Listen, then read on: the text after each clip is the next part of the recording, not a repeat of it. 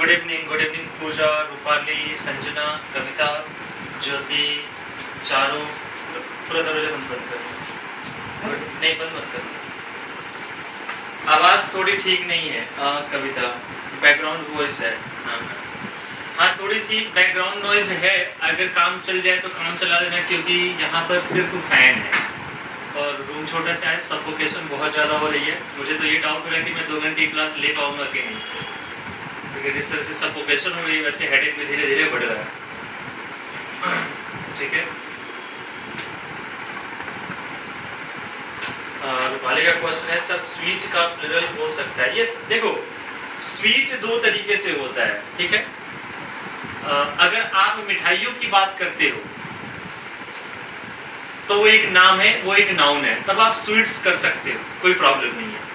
लेकिन अगर आप स्वीट एक एडजेक्टिव की बात करते हो तब उसका प्लुरल फॉर्म नहीं बनता है, क्योंकि प्लुरल तो हम 2 ही चीज का बना सकते हैं, या तो नाउन का या तो वर्ब का। तो स्वीट एक वर्ब तो नहीं है ना, या तो एक एडजेक्टिव हो सकता है या फिर एक कह सकते हो कि नाउन हो सकता है। तो एडजेक्टिव अगर है तो पॉसिबल नहीं है, नाउन है तो स्वीट्स कर सकते हैं, कोई प्रॉब्लम नहीं है। वॉइस क्लियर नहीं है, मैं वही कह रहा हूँ, वॉइस क्लियर नहीं है क्योंकि फैन चल रहा है। अगर मैं सुनाई ही नहीं दे रहा हूँ, क्योंकि अब मैं सर से बात करूंगा, क्योंकि अगर फैन बंद करके चलाऊं तो मैं बेहोश हो जाऊंगा यहाँ पर, टू बी वेरी फ्रैंक, इतनी सफोकेशन है यहाँ पे। और अगर फैन ऑन कर रहा हूँ तो फिर वही है कि यहाँ पर आप लोगों को प्रॉब्लम हो रही है। अगर ज़्यादा प्रॉब्लम हो रही है तो फिर क्लास में बीच में रोक दूंगा, अगर वॉइस में प्रॉब्लम है तो। ठीक है। वॉइस मैनेजेबल नहीं है। चलो,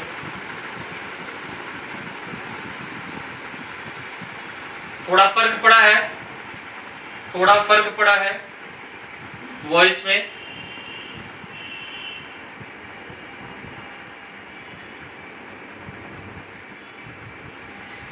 ठीक है। मैंने ये कहा रूपाली का क्वेश्चन कि रूपाली स्वीट एक एडजेक्टिव भी होता है और स्वीट एक नाउन भी होता है। एडजेक्टिव है तो प्लुरल नहीं बनेगा, नाउन है तो इसका प्लुरल फॉर्म हम बना सकते हैं, स्वीट का स्वीट्स हो सकता है। अगर वॉइस की ज्यादा प्रॉब्लम होगी तो यार आप लोग बता देना, क्लास में नहीं लूंगा, क्योंकि इस तरह से मैं क्लास में नहीं ले पाऊंगा। तबीयत खराब करके क्लास लेने का कोई लॉजिक नहीं है। ठीक है। और अगर मैनेजेबल हो जाए तो फिर हम क्लास आगे स्टार्ट करते हैं। पहले हम असाइनमेंट सॉल्व करेंगे और उसके बाद से टाइम बचेगा तो अगला टॉपिक में स्टार्ट करूंगा। अगर मैनेजेबल हो जाए तो ठीक है। मतलब आप लोग क्या बताऊं, पीछे से इसकी गर्मी आप लोगों को समझ आता है। ये जो डिजिटल बोर्ड है ये इतना गर्म हो जाता है, इतना गर्म हो जाता है, ऊपर से यहाँ पर डेस्कटॉप है, कैमरा है, एग्जॉस्ट है, सब कुछ है और रूम पैक्ड है, तो बहुत सफोकेशन होती है। ठीक है। बट अगर मैनेज है तो अच्छी बात है। हम स्टार्ट करते हैं आज की क्लास। आप मुझे बता देंगे कि मैंने कहाँ तक आप लोग को ये क्वेश्चन करा दिया था। आप एक बार मुझे बता दो और उसके आगे हम क्लास उसके आगे क्वेश्चन मैं अभी आपके साथ डिस्कस करूंगा। मेरे ख्याल से नाउन का ही टॉपिक चल रहा था। नाउन में बहुत हद तक क्वेश्चन मैंने करा दिया था। कहाँ तक क्वेश्चन, कितने नंबर तक हो गया था? कुछ भी नहीं है, कुछ भी नहीं। यहाँ पर सील पैक्ड है रूम। चलो, क्वेश्चन नंबर 10 करा दिया था, है ना? ठीक है। क्वेश्चन नंबर 11 हमें करना है। क्वेश्चन नंबर 11 मैं आपको बता रहा हूँ, सारे बच्चे सुनेंगे। 10th में मैंने ये कहा था कि जो क्वेश्चन है कि the of the walls falling down, तो हमें पता है कि वॉल जो है वो एक नॉन लिविंग थिंग है। ठीक है। मैं कॉमन एरर का करा रहा हूं। क्वेश्चन नंबर 10, वॉल जो है वो एक नॉन लिविंग थिंग है और नॉन लिविंग थिंग के साथ बच्चों कभी भी हम एपोस्ट्रोफिस का यूज नहीं करते हैं। तो वॉल्स फॉलिंग डाउन गलत हो गया। क्या हो जाएगा यहाँ पे? The falling down of wall, ये हमारा करेक्ट हो जाएगा। ठीक है। क्वेश्चन नंबर 11 देखेंगे कॉमन एरर का जो फर्स्ट पार्ट है उसका। क्वेश्चन नंबर 11 हम देखते हैं। क्वेश्चन नंबर 11 है, the officer said that, officer ने क्या कहा? He appreciated his staffs coming on time, कि उसने एप्रिशिएट किया स्टाफ का समय पर आना। ठीक है। स्टाफ का समय पर आना उसने एप्रिशिएट किया। किस चीज का एप्रिशिएट किया? स्टाफ का। तो स्टाफ के साथ का के सेंस आ रहा है। हेलो, हाँ अपना भी ठीक ठाक बाटे बानी क्लास में ना रोहिणी में 10 बजे फ्री होकर हाँ 10:30 बजे बताएं टाइम ये बटे এখন আমরা बात नहीं करना सब हाँ क्लास में वाली म्यूट कर देवे ऑनलाइन बड़ा संसावा से लेकर 1:30 से लेकर बड़ा हाँ ये सब बताइए हमारा आपसे ठीक बात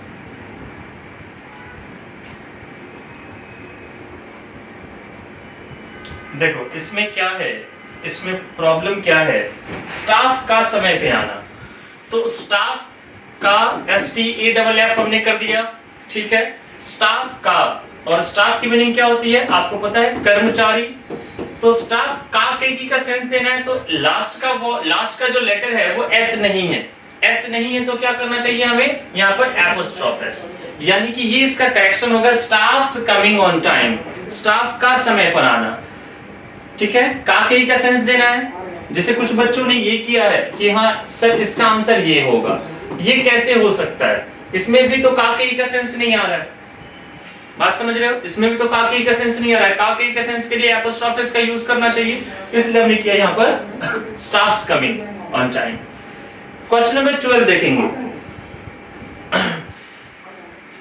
एज वी आर टोल्ड जैसा कि हमें कहा गया this idea of Mrs Gandhi's जब ऑलरेडी ऑफ का यूज हो गया कि the idea of Mrs Gandhi तो मिसेस गांधी के साथ एपोस्ट्रोफ एस का कोई लॉजिक नहीं है क्योंकि जब ऑलरेडी आपने ऑफ का यूज कर दिया और ऑफ का यूज भी आपको क्या बताता है काके का सेंस देता है this idea of Mrs Gandhi Gandhi के साथ एपोस्ट्रोफ एस का यूज यहाँ पर सुपरफ्लुअस है जिसकी रिक्वायरमेंट नहीं है इसलिए हमें यहाँ पर क्या करना चाहिए 13th में 12th में मिसेस गांधी से एपोस्ट्रोफ एस का यूज हटा देना चाहिए सेंटेंस हमारा करेक्ट हो जाएगा क्वेश्चन नंबर 13 देखते हैं द टीचर सेड टीचर ने क्या कहा टू अस हमसे कहा that one ought to work hard in order to attain one goal और वंस गोल देखो वन का मतलब होता है कोई या एक और अगर मुझे इसका पोजीशन दिखाना है कि एक का या किसी का तो मुझे क्या यूज करना चाहिए वंस तो यहां पर क्या सेंस आ रहा है कि किसी को भी अगर अपना गोल अचीव करना है तो अपना गोल यानी कि उसका काके का सेंस आ रहा है तो यहां पर मुझे क्या करना चाहिए था वंस गोल करना चाहिए ना कि वन गोल ठीक है क्वेश्चन नंबर ये 13th था question number 14th being sure of his success उसके सक्सेस के लिए बिल्कुल श्योर होते हुए ही टोल्ड हिज फ्रेंड्स उसने अपने दोस्तों से कहा क्या कहा that he would never forget even his enemies names कि वह अपने दोस्तों तक का नाम नहीं भूलेगा किसका नाम दोस्तों का सॉरी दुश्मनों का enemies names कि दुश्मनों का तो दुश्मनों की इंग्लिश अगर मैं लिखूं तो मैं क्या लिखूंगा ENEMIES तो ये तो इंग्लिश है किसकी दुश्मनों लेकिन दुश्मनों का के की का सेंस देना है तो एंड में क्या आ गया एस क्या करना चाहिए ओनली एपोस्ट्रोफ ये क्या है यहां पर सेंस क्या है दुश्मनों का भी नाम तो दुश्मनों का यानी कि एनिमीज और क्या होना चाहिए नेम्स होना चाहिए देखो अगर आप बच्चे ये सोच रहे हो कि बिना सेंस निकाले कर लोगे तो ये पॉसिबल नहीं है मैं हर क्लास में 2 4 10 बार ये बात बोलता हूं अगर आप सोचो कि सिर्फ पढ़ करके रीड आउट करके बिना सेंस निकाल ले आप क्वेश्चन का आंसर प्रॉपर ले पाओ ऐसा इम्पॉसिबल है आपको यहाँ पर समझना होगा कि क्वेश्चन क्या कह रहा है कि बिल्कुल वो श्योर है ठीक है और उसने अपने दोस्तों से कहा क्या कहा he would never forget वो कभी भी नहीं भूलेगा क्या नहीं भूलेगा even his enemies names कि अपने दुश्मनों का भी नाम नहीं भूलेगा तो दुश्मनों के नेम तो दुश्मनों के लिए पहले एनिमीज एंड में क्या आ गया एस का के लिए एपोस्ट्रोफ दे दिया करेक्ट हो गया जैसे कुसुम ने कहा कि एनिमी गलत हो गया आपने क्या यूज किया ENEMIE ठीक है एक तो सबसे पहले स्पेलिंग गलत है और दुश्मनों के लिए हमने पहले इंग्लिश क्या लिखी ENEMIES एनिमीज तो ये तो इसकी हिंदी क्या है दुश्मनों का के का सेंस देना है लास्ट का लेटर एस है ओनली एपोस्ट्रोफ करेक्ट हो गया भाई एक बार सारे बच्चे बिल्कुल शांत बैठे हुए हैं आप मुझे बताएंगे समझ आ भी रहा है या नहीं आ रहा है आप सारे बच्चे बिल्कुल शांत बैठे हो समझ आ भी रहा है या नहीं आ रहा है यस सर नो समझ आ रहा है ना सबको ठीक है जिसको डाउट हो वो अभी मेरे से पूछ लेना, क्योंकि थोड़ी सी प्रॉब्लम होती है, एक बार सब कुछ डिस्कस करके खत्म कर दो, फिर बच्चे कहते हैं sir 14 number, 17 number, 22 number, 25 number बता दो, ये सब में थोड़ी सी दिक्कत होती है, तो आप अभी मेरे से पूछ लेना जो भी डाउट हो, ठीक है। Question number 15, the survey gives us much knowledge of the public's opinion। मैंने आपसे कहा था कि पब्लिक के साथ कभी भी एपोस्ट्रोफिस का यूज नहीं होता है। पब्लिक जो होता है उसके साथ एपोस्ट्रोफिस का यूज नहीं होगा। क्या करेंगे हम? Public opinion. पब्लिक के साथ एपोस्ट्रोफिस नहीं आएगा, क्या होगा? पब्लिक ओपिनियन होगा। रूपाली 10th में तो बताया कि वॉल नॉन लिविंग थिंग है, उसके साथ नहीं आएगा एपोस्ट्रोफिस, है ना। Question number 16, very few soldiers dared, बहुत कम सोल्जर्स थे जिनमें हिम्मत थी, dared to turn a deaf ear to their commanders in chief order. बहुत इंपॉर्टेंट है ये क्वेश्चन। मैंने बताया था कि कंपाउंड नाउन के साथ जब आप यूज करो, जिससे आपको लिखना है कमांडर इन चीफ, तो सबसे पहले आपको पूरा का पूरा कंपाउंड नाउन लिख देना है, कमांडर इन चीफ, और फिर आपको एपोस्ट्रोफिस एंड में देना होता है। इसके साथ आप कभी भी नहीं देंगे, इसके साथ दोगे तो गलत हो जाएगा। तो क्या होना चाहिए? Commander in chief. और ये बहुत इंपॉर्टेंट है, this is very very important, इसे वीवीआई मार्क कर लेना। कमांडर इन चीफ होगा, ना कि कमांडर्स इन चीफ होगा। फाइन। सिमिलरली 17 नंबर क्वेश्चन भी सेम है, योर सन्स इन लॉज। गलत है, सन के साथ एपोस्ट्रोफिस नहीं आना चाहिए। कभी भी आप सन के साथ एपोस्ट्रोफिस का यूज नहीं करेंगे। क्या करेंगे यहां पर? आपको सिंपली क्या लिखना होगा? सन इन लॉज। ये बिल्कुल राइट है, लेकिन सन्स के साथ नहीं होगा। कंपाउंड नाउन में क्या होता है? बिल्कुल एंड में एपोस्ट्रोफिस का यूज करना होता है। Question number 18, I have read many plays of Shaw's. जब ऑलरेडी आपने कह दिया प्लेज ऑफ शॉ, समझो अगर आप ये कहते हो प्लेज ऑफ शॉ, SHAW, तो इसकी मीनिंग क्या है कि शॉ के बहुत सारे प्लेस, बहुत सारे नाटक, बहुत सारे ड्रामा, तो क्या जरूरत है शॉ के साथ एपोस्ट्रोफिस रखने की? सुपरफ्लुअस हो जाएगा। ऑलरेडी ऑफ वही काम कर रहा है। क्या काम कर रहा है कि शॉ के बहुत सारे नाटक, तो फिर यहां पर शॉज अगर आप करते हो तो वो सुपरफ्लुअस हो जाएगा, उसकी मीनिंग खराब हो जाएगी, उसकी मीनिंग गलत हो जाएगी, ठीक है। तो यानी कि मुझे क्या करना चाहिए इसमें कि शॉ के साथ एपोस्ट्रोफ रिमूव करना चाहिए। Question number 19, I do not want to bring her to my home. मैं उसे अपने घर लेके नहीं आना चाहता, बिकॉज क्योंकि हर रैशनेस इज क्वाइट इनटॉलरेबल। उसकी जो रैशनेस है वो बिल्कुल क्या है? इनटॉलरेबल है, मतलब उसे बर्दाश्त नहीं किया जा सकता है। तो इस सेंटेंस में किसी भी तरीके से कोई एरर नहीं है, नो एरर है, सेंटेंस परफेक्टली फाइन है। कॉन्फिडेंटली आप क्या करोगे इसमें? No error. Question number 20, he is chiefly concerned with his own problem। वो बहुत ज्यादा कंसर्न्ड है अपने प्रॉब्लम्स को लेकर के, ठीक है। बट यू से, लेकिन तुम कहते हो that his is not। गलत है, his is not नहीं होगा, लेकिन तुम कहते हो he is not, कि वह नहीं है। यहां पर his की जगह क्या करना चाहिए हमें? यहां पर हमें लिखना चाहिए था he is not। यहां पर क्या होना चाहिए? he is not। ये तो बहुत सिंपल है, इसमें तो कुछ ज्यादा टेंशन लेने वाली बात नहीं है, he is not होना चाहिए। Question number 21, my sister has read pages after pages of the Bible। Very important question. मैंने आपसे कहा था कि कंपाउंड नाउन बनाने का एक तरीका और भी होता है कि आप चाहो तो noun plus preposition plus noun भी यूज कर सकते हो। जब भी आप ऐसा करेंगे और ये दोनों नाउन अगर सेम है तो इसका प्लूरल फॉर्म नहीं बनेगा, ठीक है। जैसे आपने क्या यूज कर दिया? Pages after pages. पेजेस और आफ्टर क्या है? एक प्रेपोजिशन, और फिर आपने क्या कर दिया? पेजेस। जब भी दोनों नाउन ये सेम हो जाए तो इसका प्लूरल फॉर्म नहीं बनेगा। यहां से हम ऐसा कहेंगे, यहां से भी ऐसा कहेंगे, सेंटेंस करेक्ट हो जाएगा। क्या हो जाएगा यहाँ पर? पेज आफ्टर पेज, ना कि पेजेस आफ्टर पेजेस। 20th में मैंने कहा his is not, गलत हो जाएगा क्योंकि his कभी भी सेंटेंस का सब्जेक्ट नहीं बन सकता है। क्या होना चाहिए? he is not। क्या लिखा है? he is not। यहां पर क्या होना चाहिए? he is not होना चाहिए, ठीक है। 21st भी मैंने आपको बता दिया, ये सब कुछ पढ़ाया हुआ है। ऐसा नहीं है कि हाँ मैं ऐसा कोई क्वेश्चन डिस्कस कर रहा हूं जो मैंने आपको नहीं पढ़ाया। अगर आपने रिवीजन किया तो डेफिनेटली आपको बहुत अच्छे से समझ आ रहा होगा।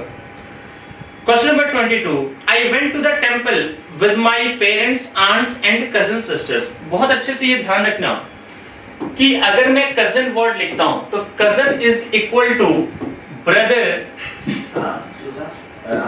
और सिस्टर। कभी भी आप ध्यान रहे कि कजन वर्ड के साथ ना तो ब्रदर वर्ड का यूज होता है ना ही सिस्टर वर्ड का यूज होता है। इनके साथ कजन के साथ ना तो ब्रदर ना तो सिस्टर, कोई भी वर्ड यूज नहीं करेंगे जो कि मोस्ट फ्रीक्वेंटली हमारी जुबान पे है। हम कहते हैं कजन ब्रदर है, हम कहते हैं कजन सिस्टर है, ये गलत है।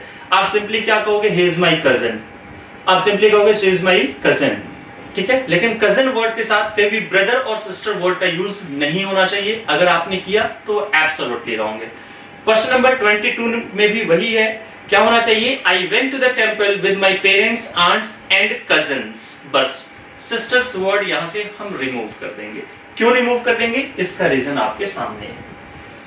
Question number 23, he takes pain over his work. मेरे ख्याल से अगर आपने रिवाइज किया होगा तो बहुत अच्छे से समझ आया होगा कि पेन का मतलब क्या होता है बच्चों, दर्द होता है। पेन का मतलब होता है दर्द। लेकिन अगर मैं बात करूं पेन्स की, तो पेन्स का मतलब क्या होता है, केयरफुल एफर्ट्स। केयरफुल एफर्ट्स मतलब बहुत ही सावधानी पूर्वक कोई प्रयत्न करना, एफर्ट्स लेना। तो वो अपने काम के ऊपर दर्द लेता है या सावधानी पूर्वक करता है। जाहिर सी बात है यहाँ पर दर्द का सेंस नहीं आ रहा है, यहाँ पर क्या आ रहा है, सावधानी पूर्वक, इसलिए हम यहाँ पर पेन की जगह पेन्स करेंगे। बिल्कुल राइट आंसर है। टेक्स पेन्स होगा, चारों पेन्स होना चाहिए, पेन नहीं होना चाहिए।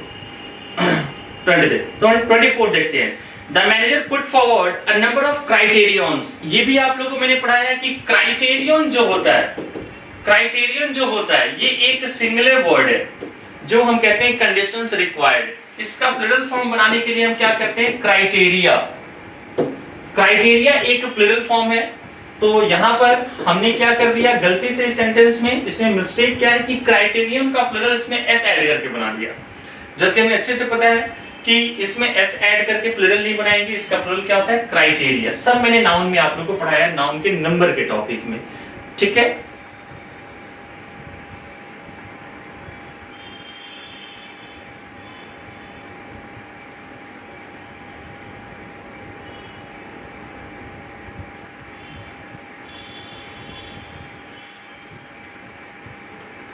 चलो question number 25, I like the poetries of Byron and Shelley. बहुत अच्छे से पता है कि पोएट्री एक अनकाउंटेबल नाउन होता है, सिंगुलर होता है, जिसका प्लूरल फॉर्म हम नहीं बना सकते, पोएट्रीज नहीं होगा। फाइन, तो यहाँ पर कौन से पार्ट में एरर है, यहाँ पर बी पार्ट में एरर है, द पोएट्रीज नहीं होगा, क्या होगा, पोएट्री होगा। Very good. 26 number, the beautiful surrounding of the place enchanted me. मतलब देखो, सराउंडिंग का मतलब होता है हमें लगता है कि आसपास के क्षेत्र, लेकिन नहीं होता है। सराउंडिंग्स एक्चुअल वर्ड होता है। क्या होता है, सराउंडिंग्स एक्चुअल वर्ड होता है। सराउंडिंग नहीं कहेंगे हम क्या कहेंगे, सराउंडिंग्स। इसमें एस वर्ड का यूज होना मैंडेटरी होता है। सराउंडिंग्स का मतलब होता है कि जो आपके आसपास का जो भी एरिया है उसे हम कहते हैं सराउंडिंग्स। तो यहां पर इसने क्या यूज कर दिया है, सराउंडिंग। सराउंडिंग की जगह पे क्या होना चाहिए, सराउंडिंग्स। हाँ, हो सकता है सोनिया, बिल्कुल करेक्ट है, कोई प्रॉब्लम नहीं है, दो में कोई दिक्कत नहीं है। Question number 27, no porter being available he carried all his luggages himself. मैंने बताया था कि वो रूट वर्ड जिनका सफिक्स एजीई हो, एक शॉर्ट फॉर्म मैंने आपको बताया था, एक ट्रिक मैंने बताई थी कि एजीई आ जाए, जैसे लगेज है, जैसे बैगेज है, स्पायोनेज है ना, बहुत सारे ऐसे वर्ड्स बताए थे, पोस्टेज है, परसेंटेज है, वेस्टेज है, फॉलिएज है, इनका प्लूरल फॉर्म नहीं बनता है। लगेजेस नहीं होगा, क्या होगा, लगेज होगा। Question number 28, the tables legs. ये भी मैंने आपको एग्जांपल में समझाया था कि टेबल एक नॉन लिविंग थिंग है और नॉन लिविंग थिंग के साथ कभी भी एपोस्ट्रोफिस का यूज नहीं होता है। तो क्या होना चाहिए, द फर्स्ट पार्ट में एरर है, ए पार्ट में क्या करेंगे हम, the legs of table.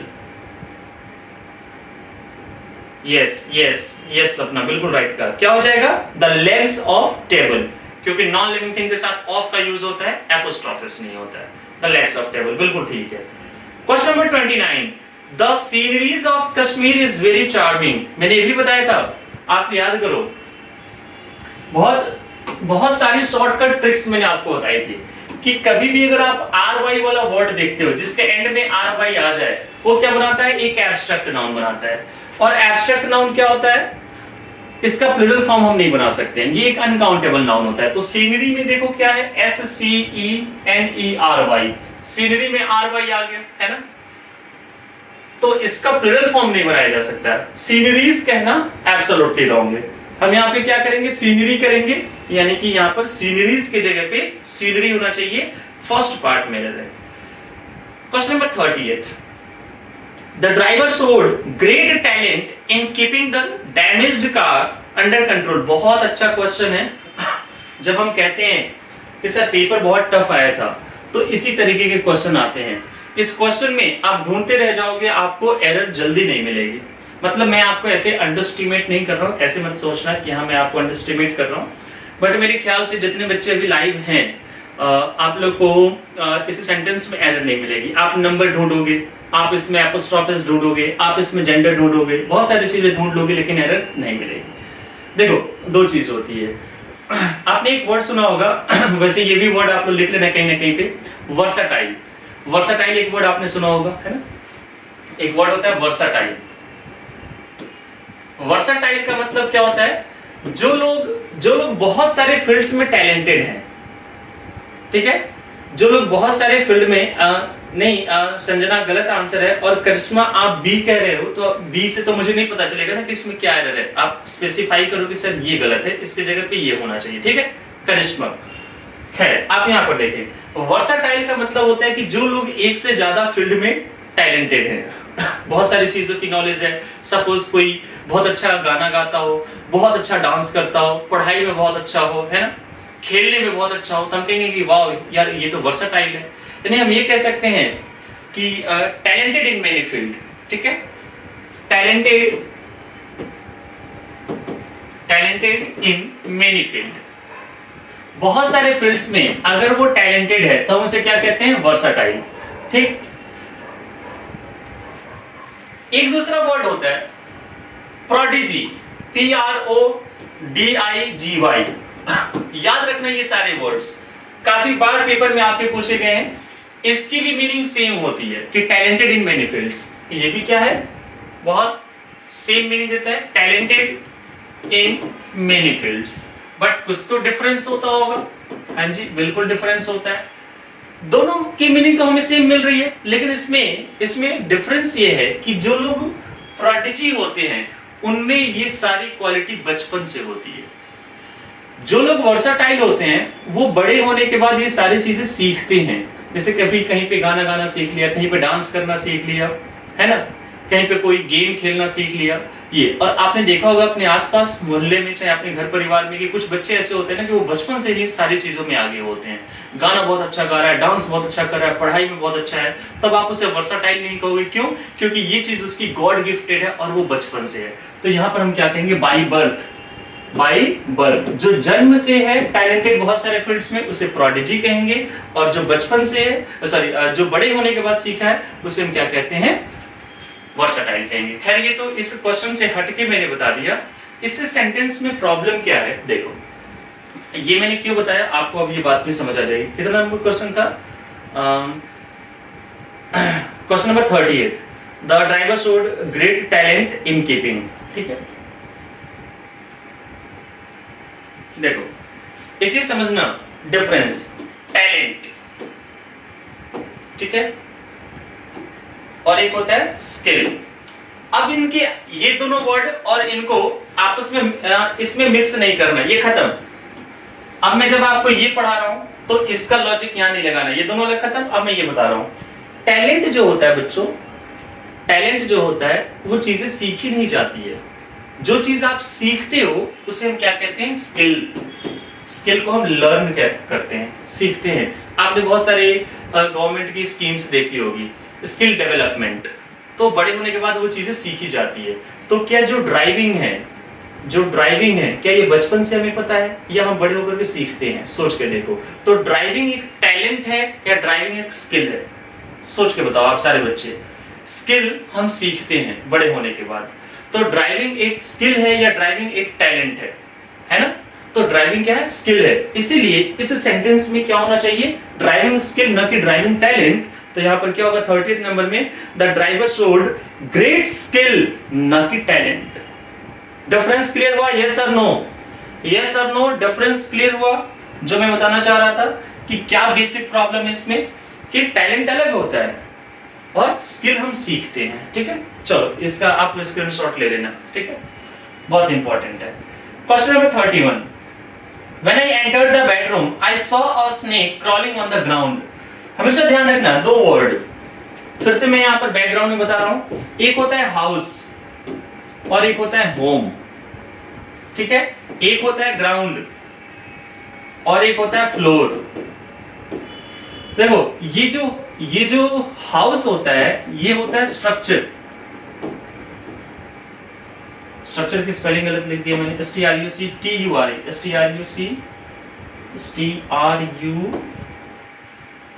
STRUCTURE structure. और जो होम होता है ये कहता है स्ट्रक्चर प्लस पीपल। आपका जो घर है, घर का नाम आप नंबर आप सेव करते हो, ठीक है। घर का जो नंबर सेव करते हो क्या लिखते हो? माई स्वीट हाउस और माई स्वीट होम, क्योंकि उस घर में लोग रहते हैं। अगर सिर्फ स्ट्रक्चर है so this is a house, लेकिन अगर उसमें लोग रहते हैं this is home. Fine. Same difference आता है ग्राउंड और फ्लोर में। जो नेचुरल होता है उसे हम कहते हैं ग्राउंड, और जो नेचुरल के ऊपर जो जब हम बनाते हैं then that is called floor. बात समझ आ रही है? उसमें क्या वो क्या होता है? फ्लोर होता है। तो आप यहाँ पर देखो, कह रहा है कि when I entered the bedroom, I saw a snake crawling on the ground. जब घर में घुसा, बेडरूम में घुसा, तो उसने देखा कि एक सांप क्या कर रहा था। तो यहाँ पर ग्राउंड पे या फिर फ्लोर पे, तो ये कह रहा है फ्लोर पे। ये होता है ग्राउंड होता है, बिल्कुल नेचुरल होता है, ठीक है, और ये होता है मैन मेड।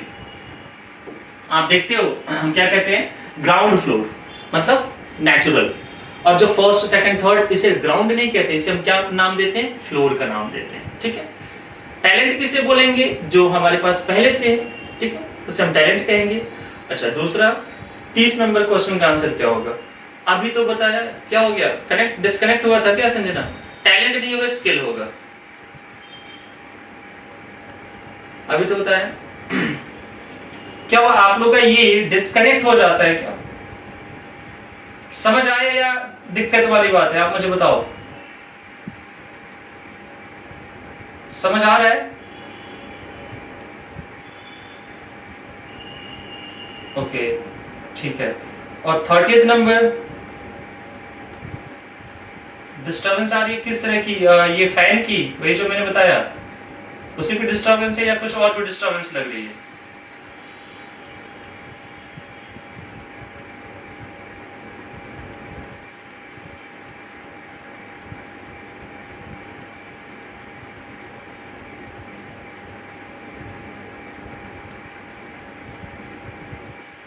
अच्छा, अब यार ये बड़ी जेन्युइन सी प्रॉब्लम अटक अटक के चल रही है। अच्छा,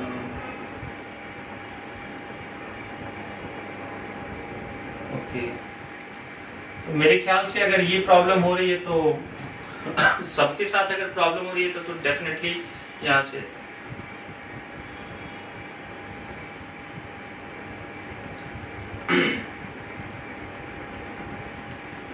नहीं, बेसिकली नहीं, डिस्टर्ब नहीं हो, बेसिकली भाई सफोकेशन हो रही है और कोई बात नहीं है।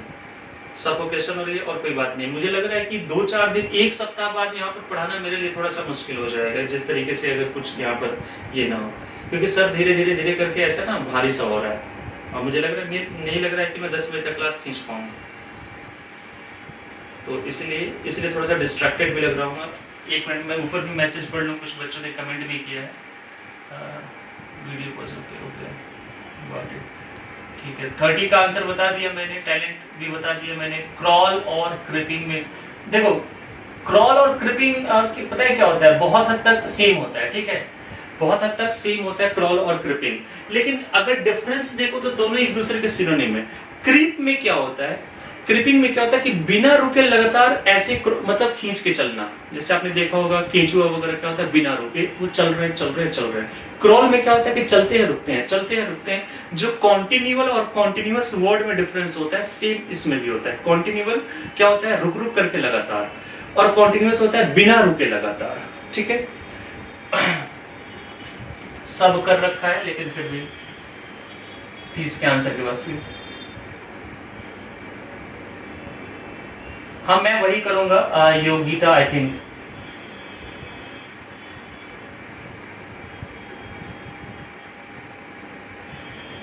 हाँ चलो, प्रिया ने जो या प्रियंका ने जो भी आंसर किया है वो मेडिकल टर्म में कर दिया, मैंने ऐसे कर दिया।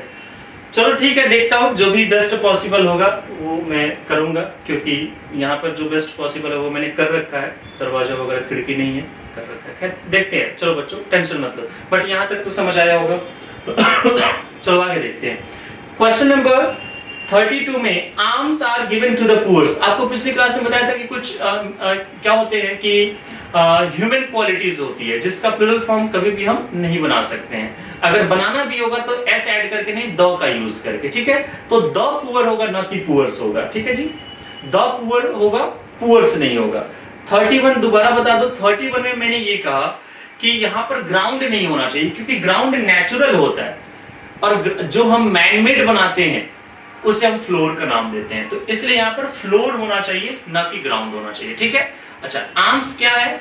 आर्म्स क्या होता है? भीख होता है, ALMS, ये होता है भीख। जब आप भिखारी को कुछ भी देते हो, कुछ भी देते हो, पैसा दे दिया, अनाज दे दिया, कपड़े दे दिए, तो जो दिया आइटम, उस आइटम को हम क्या कहते हैं? इंग्लिश में आर्म्स कहते हैं, हिंदी में भीख कहते हैं, ठीक है।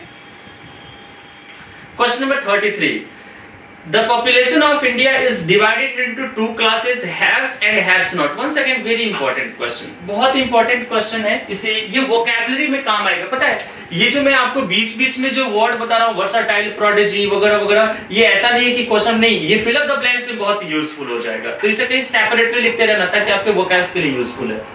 क्या था क्वेश्चन? हाँ, ये क्वेश्चन ऐसे आ रहा है, देखो, एक वर्ड होता है हैव्स। हैव्स का मतलब होता है रिच। जो लोग धनी होते हैं उन्हें आप हैव्स भी कह सकते हो, कोई प्रॉब्लम नहीं है। और एक होता है हैव नॉट्स। ध्यान रखना, हैव नॉट्स का मतलब होता है पुअर। हैव नॉट्स का मतलब होता है पुअर। कभी भी आप इसे ऐसे नहीं लिखेंगे, हैव्स नॉट। हैव्स नॉट नहीं होता है। हैव्स अगर अकेले आ जाए तो इसका मतलब होता है रिच, और हैव नॉट्स मतलब होता है पुअर। कभी भी हैव्स नॉट नहीं होता है, ठीक है। तो ये वोकैबुलरी के लिए काफी इंपॉर्टेंट है, इसे आप ध्यान रखेंगे। तो यहाँ पर क्वेश्चन नंबर 33 में सी पार्ट में देखो इसने क्या लिख दिया है, हैव्स एंड हैव्स नॉट। उसने ये लिखा है, जो कि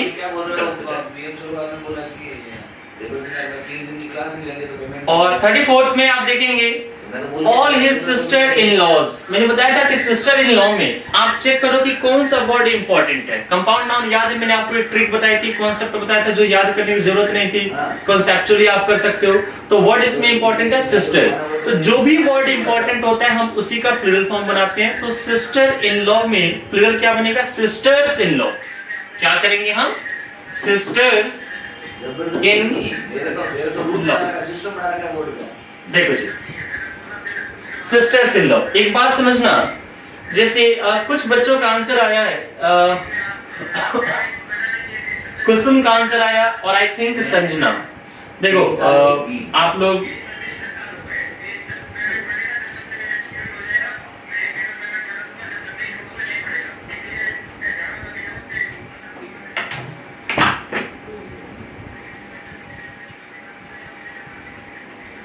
देखो, जो बच्चे इस क्वेश्चन का आंसर जिन्होंने ये किया है, तो मैं यही कहूंगा बच्चों, बुरा मत मानना, लेकिन ये आपका आंसर गलत है। और बुरा मत मानना, मैंने ये बात इसलिए कही है क्योंकि आपके पास रिवीजन नहीं है, ठीक है। और मैंने आपसे कहा था कि there is a lot of difference between आप किसी वर्ड में एस ऐड करो और किसी वर्ड में आप एपोस्ट्रोफ एस ऐड करो, इसमें बहुत अंतर होता है। ये प्लूरल बनाता है और ये काकी का सेंस देता है। तो ऐसे धड़ल्ले से ये नहीं कि हाँ ये ऐड करेंगे वो ऐड। अच्छा, और एक चीज और भी देखो, चलो मैं बात करूं, अगर आपने में से किसी ने ये किया है तो ये तो और भी ब्लंडर हो गया। अगर सिस्टर इन लॉ का अगर आप एपोस्ट्रोफ एस का भी यूज करते हो तो कहां पे करना चाहिए? अभी तो थोड़ी देर पहले मैंने आप लोगों को बताया क्या होना चाहिए, फिर यहां पर ये होना चाहिए। इसमें तो किसी भी हाल से एपोस्ट्रोफ एस नहीं जा रहा है ना। इसका मतलब कि आपके पास रिवीजन नहीं है और फिर पेपर में आप लोगों को प्रॉब्लम होगी। टू बी वेरी फ्रैंक, बहुत दिक्कत होगी, ठीक है। हर सन इन लॉ का तो सन इन लॉज बताया था ना। सपना समझो, इसमें कंफ्यूज क्यों हो रहे हो आप लोग? अगर मुझे कहना है सन इन लॉ। इसका मतलब क्या होता है? सन इन लॉ की मीनिंग क्या होती है? हम कह सकते हैं दामाद भी कह सकते हैं। मुझे कहना है सन इन लॉ का, ये एक अलग बात है, और मैं कहूं कि बहुत सारे सन इन लॉ, वो एक अलग बात है। तो मुझे कहना है काके की क्या सेंस देना है, तो मैं यहां पर दूंगा। इसकी हिंदी हो गई सन इन लॉ का। और मुझे कहना है कि बहुत सारे सन इन लॉ, यानी मुझे इस वर्ड का प्लूरल बनाना है, तो मैं क्या करूंगा? Sons in law. मैंने एपोस्ट्रोफिस यूज नहीं किया, मैंने सन वर्ड का प्लूरल बना दिया। अब जैसे स्वीटी, आई थिंक आपने किया लॉज, पूरा कॉन्सेप्ट खाली हो चुका है, पूरा कॉन्सेप्ट घुल मिल गया है, विलायक हो गया है ना?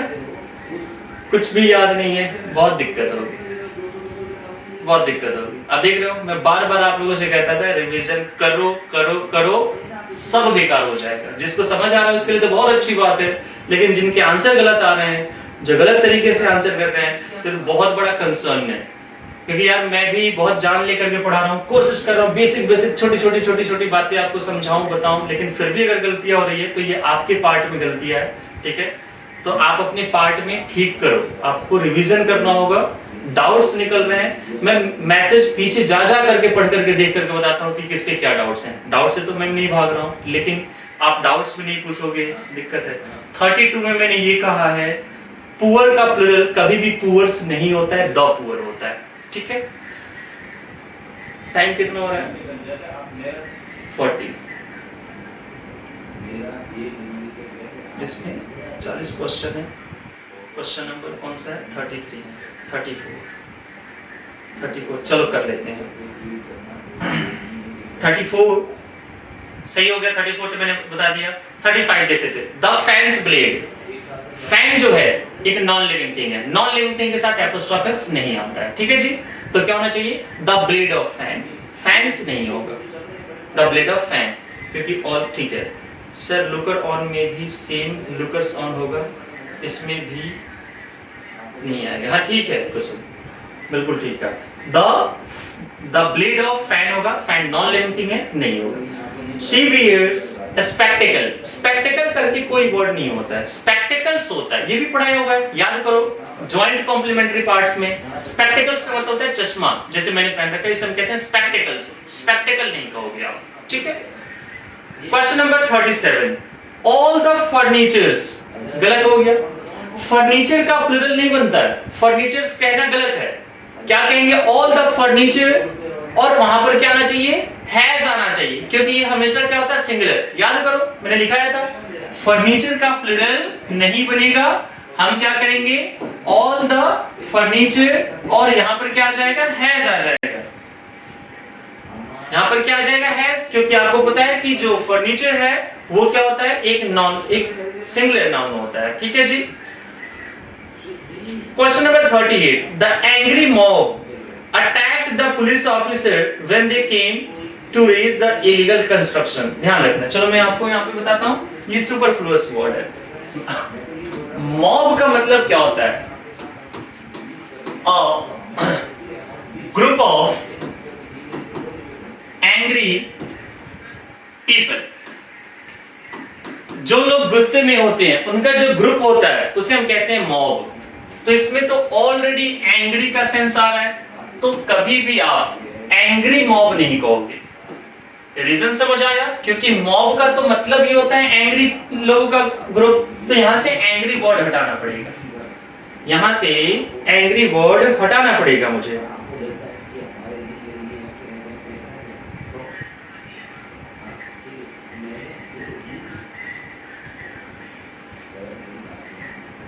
समझ आया नहीं आया? समझ आया या नहीं आया? बताएंगे एक बार आप लोग।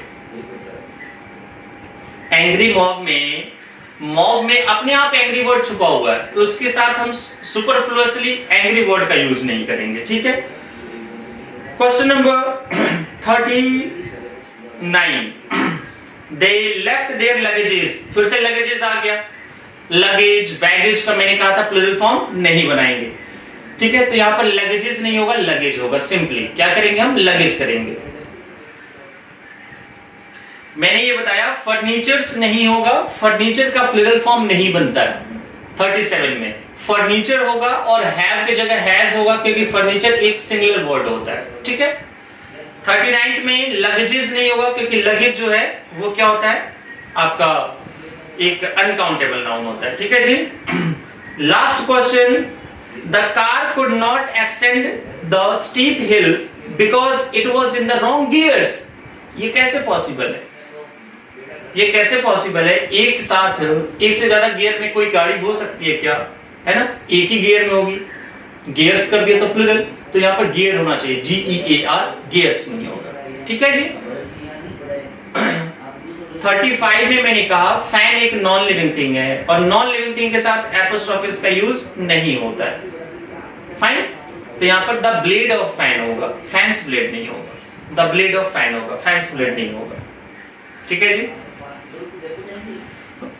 अब मैं आपसे कह सकता हूं कि आपको मैंने नाउन का टॉपिक पढ़ा दिया है, नाउन में मैंने आपके साथ असाइनमेंट डिस्कस कर लिया है, आपकी जिम्मेदारी है नाउन रिवाइज करो। अभी आप देख भी रहे हो, अगर आप रिवीजन नहीं कर रहे हो तो प्रॉब्लम्स आ रही है।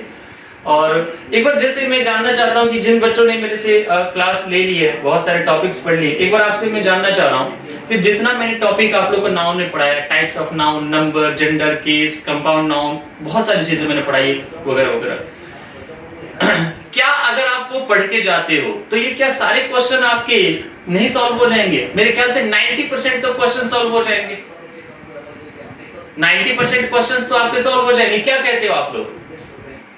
90-95% क्वेश्चन आपके सॉल्व हो जाएंगे। ऐसा बहुत कम ऐसे क्वेश्चंस हैं जहां पर मैंने कुछ नई बात आपको बताई, जैसे ग्राउंड है, जैसे फ्लोर है, जैसे कजन है, ये तो अब अगर मान लो फिर भी अगर आपसे ये क्वेश्चंस सॉल्व नहीं हो रहे तो सीधी सी बात वही है ना कि हमें वो सारी बातें याद नहीं है। और एक चीज और भी ध्यान रखना, पता नहीं आपका पेपर कब है, जब भी पेपर हो ये जो असाइनमेंट मैंने दिया ये असाइनमेंट बचा करके रखना। और शायद सॉरी कि मैंने ये पहले आपको बात नहीं बताई, मुझे पहले बता देनी चाहिए थी आपको ये बात। आप जब असाइनमेंट में डिस्कस करो, जब भी आप मेरे साथ डिस्कस कर रहे हो तो असाइनमेंट लेकर के ना उसमें पेन से मत लिखना, कभी भी उसमें लिखना पेंसिल से। और मैं तो कहूंगा असाइनमेंट में लिखो ही मत, एक कॉपी रखो, उस कॉपी में क्वेश्चन नंबर 1 करके जो है वो करो। ये मैं इसलिए बोल रहा हूँ कि आप उसमें जब आप रिवीजन करोगे तो रिवीजन के टाइम पे आप क्या कर लो कि कॉपी उठाओ, क्वेश्चन देखो असाइनमेंट में और उसका एक्सप्लेनेशन देखो। जैसे आपकी पेपर की डेट आ जाए तो 10 दिन, 15 दिन, 20 दिन पहले तो आपको बताएंगे। ये 15-20 डेज पहले जितने सारे असाइनमेंट मैं दूंगा वो सब बैठ करके एक बार खुद से कोशिश करो। तो अगर पहले ही आप टिक कर दोगे, आंसर कर दोगे तो दोबारा उसे आप नहीं कर पाओगे। तो उसको पहले क्या करो, उसको बिल्कुल ब्लैंक कर दो। पेपर के 10 दिन 15 दिन पहले अगर आप ये करके जाते हो ना, बहुत कंफर्टेबल फील करोगे, मैं आपको बता रहा हूं, बहुत ज्यादा।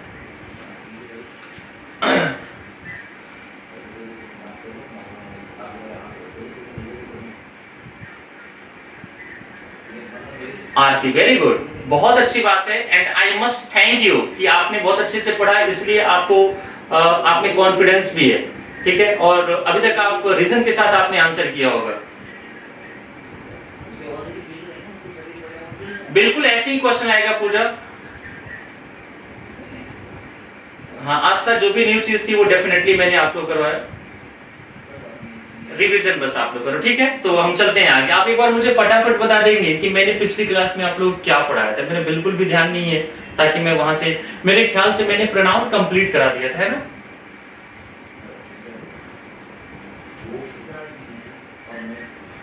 वेरी गुड आरती, फ्यू लिटिल करा दिया था, ओके। इट मींस व्हाट कि आपका इंडेफिनिट प्रोनाउन भी हो गया है और आपका रिलेटिव प्रोनाउन भी, मैंने दैट वगैरह का यूज बता दिया, दैट को बता दिया था, विच को बता दिया था, है ना। रिलेटिव प्रोनाउन भी हो चुका है और मेनी फ्यू भी हो चुका है, सम भी मैंने करा दिया होगा। और फिर मैंने आपको डिस्ट्रीब्यूटिव प्रोनाउन भी मैंने पढ़ा दिया है, बाकी रेसिप्रोकल प्रोनाउन पढ़ा दिया है। डेमोन्स्ट्रेटिव प्रोनाउन रह गया है, असाइनमेंट भी करवाया था। अच्छा, डेमोन्स्ट्रेटिव प्रोनाउन रह गया है, तो मेरे ख्याल से ये 5-10 मिनट का टॉपिक है डेमोन्स्ट्रेटिव प्रोनाउन। तो डेमोन्स्ट्रेटिव प्रोनाउन मैं आप लोगों को करा देता हूं। और ईच एवरी में मैंने, मेरे ख्याल से मैंने डिफरेंस बताया था, बट कोई बात नहीं, मैं दोबारा बता दूंगा। रिलेटिव प्रोनाउन भी मैंने करा दिया है। तो एक बार फटाफट हम डेमोन्स्ट्रेटिव प्रोनाउन देख लेते हैं, हमारा टॉपिक खत्म हो जाएगा, फिर हम एडजेक्टिव स्टार्ट कर देंगे, ठीक है। एडजेक्टिव स्टार्ट कर देंगे, एडजेक्टिव में चीजें हम पढ़ लेंगे, ठीक है। रिलेटिव प्रोनाउन कंप्लीट हो गया है स्वीटी, रिलेटिव प्रोनाउन कंप्लीट हो चुका है, ठीक है। तो हम आगे देख लेते हैं एक बार डेमोन्स्ट्रेटिव प्रोनाउन, ठीक है। बहुत इजी है डेमोन्स्ट्रेटिव प्रोनाउन, ज्यादा टेंशन लेने वाली बात नहीं है, बहुत आसान होता है डेमोन्स्ट्रेटिव प्रोनाउन, ठीक है। ठीक है, चलो वोकैब्स में देखता हूँ। वोकैब्स का भी असाइनमेंट आप लोग के पास होगा ही, मैं कोशिश करूंगा कि वो भी समझा दूं। ठीक है, एक बार हेडिंग लगा लो आप लोग, डेमोन्स्ट्रेटिव प्रोनाउन।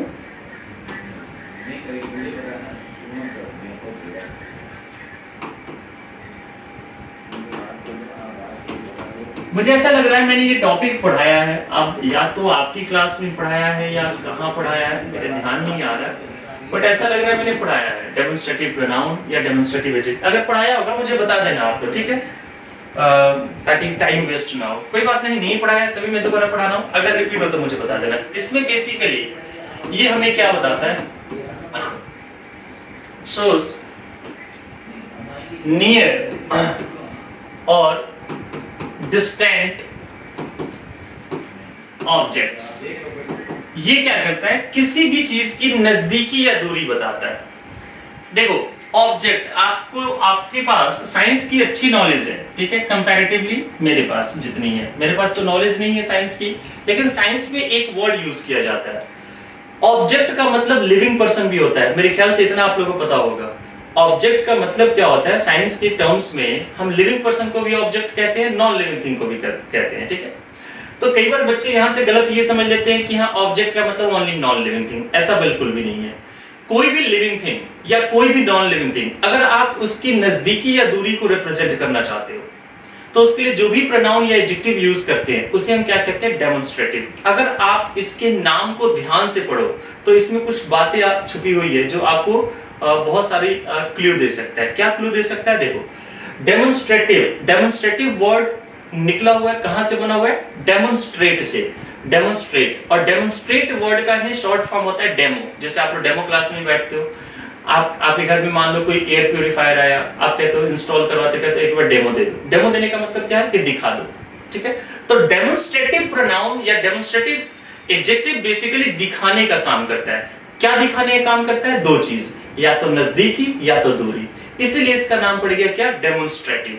तो इसमें हम क्या यूज करते हैं, चार वर्ड्स होते हैं, दिस, दैट, दीज और दोज।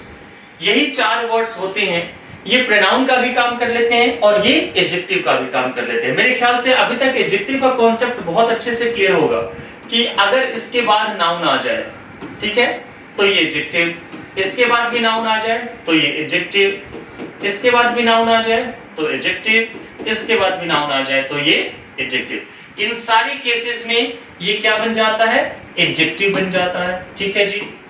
सर प्रोनाउन कब बनेगा, बहुत सिंपल है, जब आप दिस, दैट, दीज, दोज, इनके बाद जब आप एक वर्ब का यूज करो तब ये क्या बन जाएंगे, सारी जगह पे ये प्रोनाउंस बन जाएंगे, ठीक है।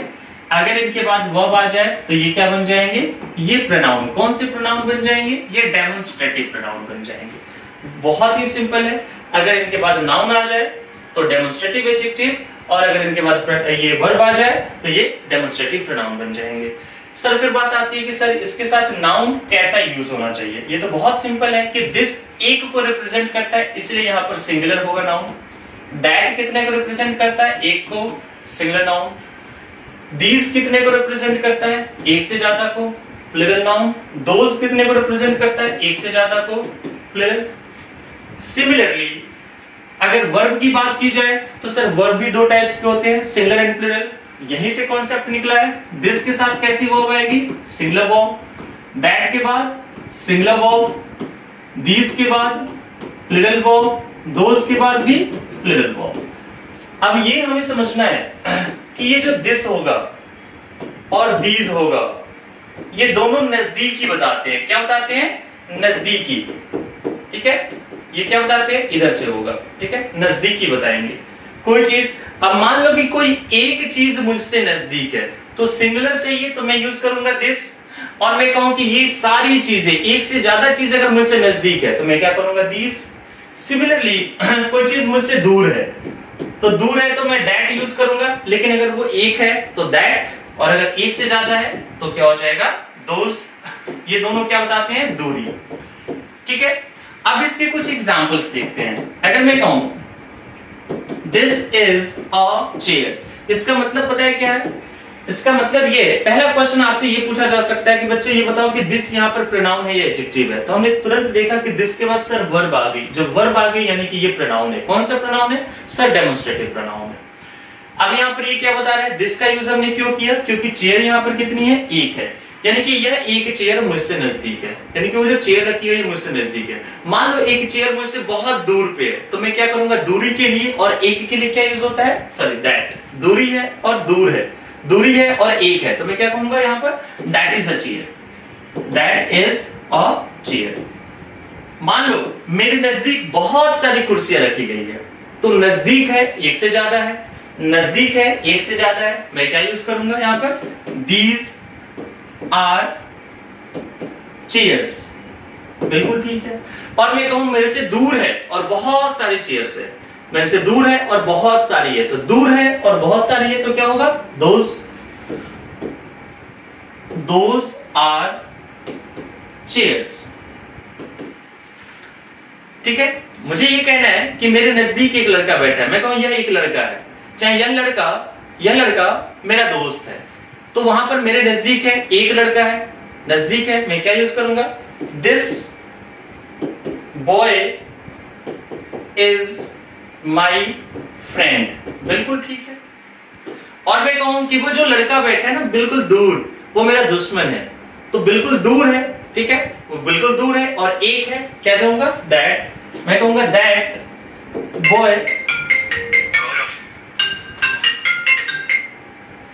Boy is my enemy. बिल्कुल ठीक है। अब अगर आपसे यहां से पूछा जाए कि बच्चों बताओ कि दिस कौन सा पार्ट ऑफ स्पीच है, तो हमने देखा दिस के बाद नाउन आ गया सर, अगर इसके बाद नाउन आ जाए तो ये क्या बन जाएगा? Demonstrative adjective. यहां पर दैट क्या है सर? इसके बाद नाउन आ गया सर, डेमोन्स्ट्रेटिव एडजेक्टिव। तो ये होता है हमारा डेमोन्स्ट्रेटिव एडजेक्टिव। बहुत आसान है। एक बार आप सारे बच्चों से जानना चाहूंगा मैं कि क्या ये क्लियर हुआ, समझ आया नहीं आया? क्या ये क्लियर हुआ है? यस और नो का आंसर एक बार आप लोग कर देंगे और स्क्रीनशॉट भी चाहो तो ले सकते हो। मेरे ख्याल से ये सबको क्लियर होगा। बहुत आसान है, मुश्किल कुछ भी नहीं है यहाँ पे, ठीक है। It's very easy. चलो तो एक बार आप लोग ये स्क्रीनशॉट ले लेंगे। और कुछ बच्चे कह रहे हैं कि ईच एवरी नहीं हुआ है। मैंने कहा था स्वीटी कि ईच और एवरी मैंने पढ़ाया है कहाँ पे? यूट्यूब पे। तो यूट्यूब पर आप ये जाकर के एक बार चेक कर लो, और अगर नहीं पढ़ाया है तो मैं डेफिनेटली यहाँ पर आपको डिफरेंस बता दूंगा, ठीक है।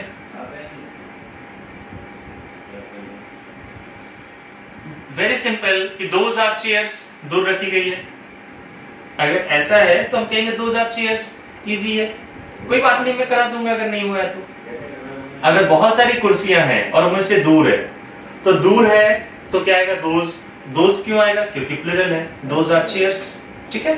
चलो मेरे ख्याल से आपने स्क्रीनशॉट भी ले लिया होगा। एक बार फटाफट हम देख लेते हैं ईच और एवरी में डिफरेंस, फिर प्रोनाउन का टॉपिक कंप्लीट हो जाएगा, फिर मैं आपको असाइनमेंट भेज दूंगा प्रोनाउन का और हम टॉपिक नया स्टार्ट कर देंगे, ठीक है। आज एडजेक्टिव का, फाइन। चलो चलते हैं आगे। मेरे ख्याल से स्क्रीनशॉट ले लिया होगा आप लोगों ने। तो अभी हम देख लेते हैं एक बार ईच और एवरी में डिफरेंस क्या होता है, difference between each and every.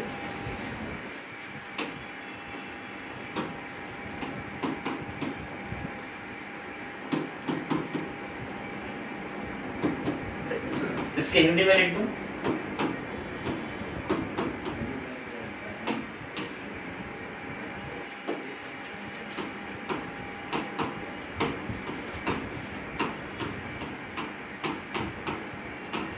इसकी हिंदी होती है दो या ज्यादा में प्रत्येक। कोई चीज अगर दो है या दो से ज्यादा है तो उसमें हम प्रत्येक का सेंस देंगे ईच से, ठीक है, कोई प्रॉब्लम नहीं है। एवरी की मीनिंग होती है तीन या ज्यादा में प्रत्येक। तो एक तो सबसे बड़ा डिफरेंस तो आपको यहीं पे मिल गया कि ईच का यूज हम दो के लिए कर सकते हैं, लेकिन एवरी का यूज कभी भी दो के लिए नहीं होगा। इसके एक एग्जांपल देखो, I have 2 cars, ठीक, every car is new, क्या लग रहा है बच्चों, राइट और रॉन्ग? अगर रॉन्ग लग रहा है तो क्या आप इसका करेक्शन कर सकते हैं? क्या होगा? अगर ये रॉन्ग लग रहा है तो इसे करेक्ट करो, और अगर करेक्ट है तो सिंपली लिखो कि yes sir it's correct. Yes, very good. कितना आसान हो गया। हमें पता है कि एवरी का यूज दो के लिए होता ही नहीं है, not for to, not for to. यहां पर क्या होना चाहिए, यहां पर एवरी के साथ एवरी की जगह पे ईच होना चाहिए। एक तो ये डिफरेंस क्लियर हो गया, ठीक है। दूसरी चीज, कार्स नहीं होगा, अभी मैं ये भी पॉइंट बताने वाला था, समझो। यहां पर एक पॉइंट और भी समझना कि जब भी आपको ईच या एवरी वर्ड यूज करना है, इन दोनों के साथ आपको सिंगुलर नाउन, इसके साथ भी आपको सिंगुलर वर्ब, इसके साथ भी आपको सिंगुलर वर्ब यूज करने चाहिए, प्लूरल नहीं होगा। जैसे किसी एक बच्चे ने यूज किया है कार्स, तो कार्स नहीं होगा। अगर आप ये कहते हो कि एवरी स्टूडेंट्स हैव कम, तो ये सेंटेंस रॉन्ग हो गया। इसलिए रॉन्ग हो गया क्योंकि हमें पता है कि ईच और एवरी के साथ नाउन हमेशा कैसा आता है, सिंगुलर। हमने क्या यूज कर दिया, प्लूरल, जो कि गलत हो गया। तो यहाँ पर हम कैसे इसे करेक्ट कर सकते हैं, स्टूडेंट्स में से एस हटाओ, और हैव भी एक प्लूरल वर्ब है, यहाँ पर कर देंगे हम हैज। ईच या sorry every student has come, यहाँ पर ऐसे करेक्ट होगा। तो स्ट्रक्चर भी हमने देख लिया, बेसिक डिफरेंस भी देख लिया। एक और भी बहुत इंपॉर्टेंट मैं आपको डिफरेंस बता रहा हूं, समझना ध्यान से। कभी भी अगर टाइम इंटरवल हो, टाइम इंटरवल का मतलब क्या होता है, अगर मैं हिंदी की बात करूं, समय अंतराल। समय अंतराल मैं अभी बता रहा हूं इसका मतलब क्या है। समय अंतराल अगर टाइम इंटरवल हो तो ये याद रहे कि कभी भी आपको ईच का यूज नहीं करना है। टाइम इंटरवल के लिए ईच का यूज नहीं होता है। टाइम इंटरवल के लिए हमेशा आपको यूज करना है क्या, एवरी। एवरी ही होना चाहिए। एक एग्जांपल देखो इसका, you should take this medicine each 6 hours। लिखना है, सही है गलत है, क्या करना चाहिए, राइट और रॉन्ग? कार्स तो मैंने लिखा ही नहीं है, मैंने कार्स कहां लिखा है, रूपाली मैंने कार्स लिखा कहां है, यहाँ तो कार है ना।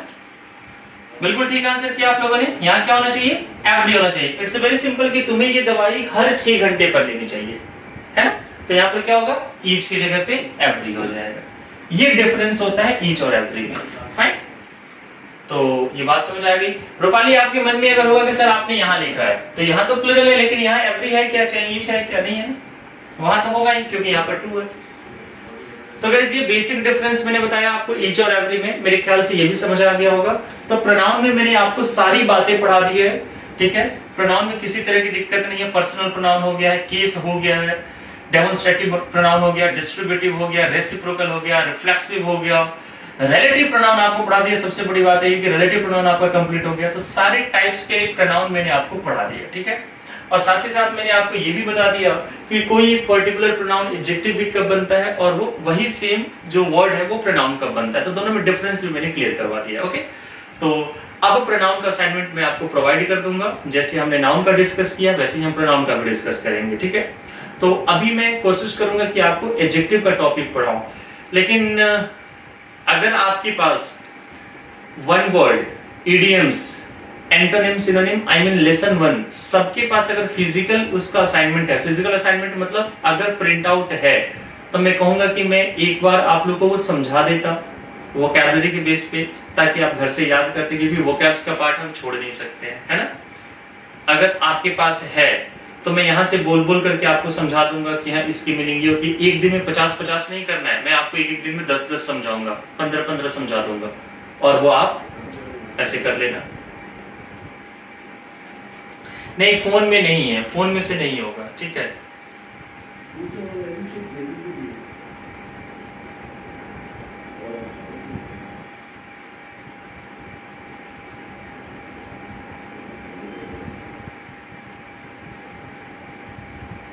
एक काम करो, पहले आप लोग ना लेसन तीनों ही असाइनमेंट निकलवा लो ठीक है, ऐसे फोन वोन में नहीं होगा, फोन वोन में दिक्कत होगी क्योंकि बहुत सारे पॉइंट्स आपको लिखना पड़ेगा उसमें, फोन में देख के करोगे तो दिक्कत हो जाएगी, ठीक है।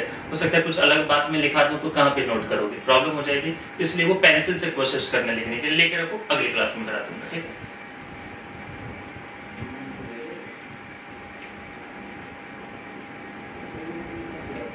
हाँ सारे, अगर जिसके पास ये निकलवा के रख लो कोई बात नहीं, हम थर्सडे को डिस्कस कर लेंगे, आज ट्यूसडे ना, परसों कर लेंगे। इसका स्क्रीनशॉट ले लिया होगा। हम चलते हैं अगले टॉपिक पे। अगला टॉपिक हमारा क्या है? अगला टॉपिक हो जाएगा हमारा एडजेक्टिव, है ना। एडजेक्टिव जब हम कर लेंगे तो उसके बाद से हम देखेंगे टाइम एंड टेंस। सबके पास नहीं है इसलिए मैं इसे आज छोड़ रहा हूं, ठीक है। तो सबके पास अगर होता तो मैं डेफिनेटली ये करता। लास्ट एग्जांपल रीड कर दूं। लास्ट एग्जांपल ये है, you should take this medicine every 6 hours. Each नहीं होगा, ईच को मैंने क्रॉस कर दिया, ठीक है। सर निकलवा लेंगे, हाँ निकलवा कर रख लेना। सर अभी नहीं है हम, ठीक है निकलवा लेना। योगेश सर रिफ्रैक्टरी का एंटोनिम क्या होगा?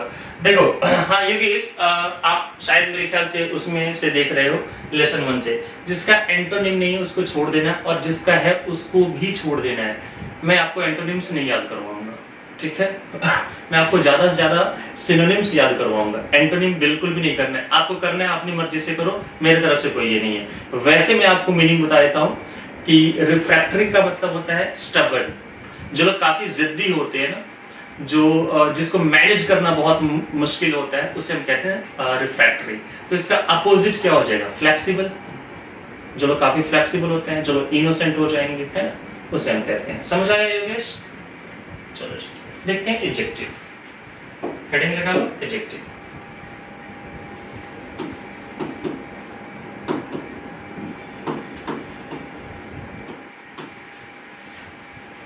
एडजेक्टिव क्या करता है? एक छोटा सा डेफिनेशन लिख देता हूं।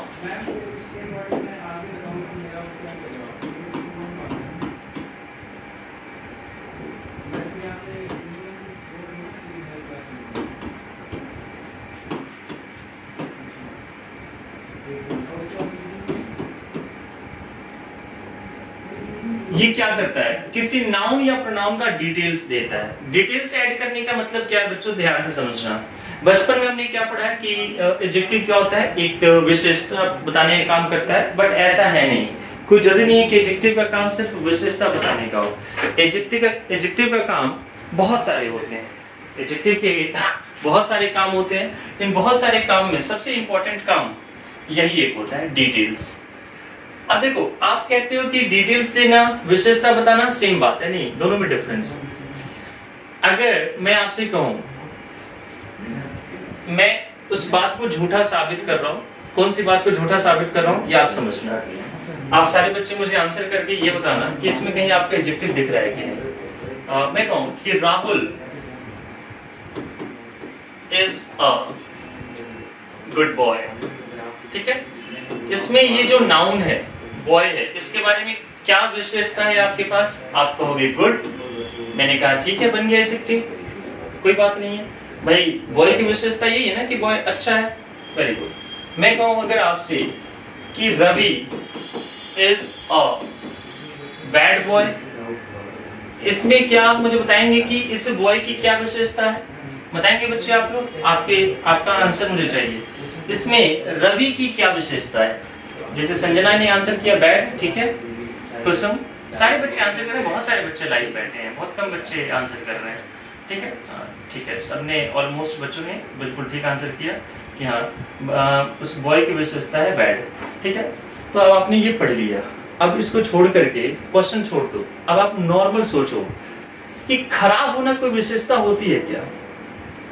बस मुझे इतने का आंसर बता दो। आप मोबाइल फोन खरीदने जाओ और दुकानदार से कहो कि भाई साहब इसकी विशेषता बताओ, तो वो विशेषता बता रहा है कि सर ये दिन भर में कम से कम 10 बार हैंग होगा, इसकी बैटरी बैकअप ठीक ठाक नहीं है ना, और रहे इसका स्क्रीन जो है वो ब्लैक आउट हो जाएगा। सर ये इसकी विशेषता है। क्या विशेषता है? क्या लड़का खराब है, ये उसकी विशेषता है? अब आपको समझ आया कि मैंने क्यों कहा कि ये एडजेक्टिव विशेषता नहीं बताता है।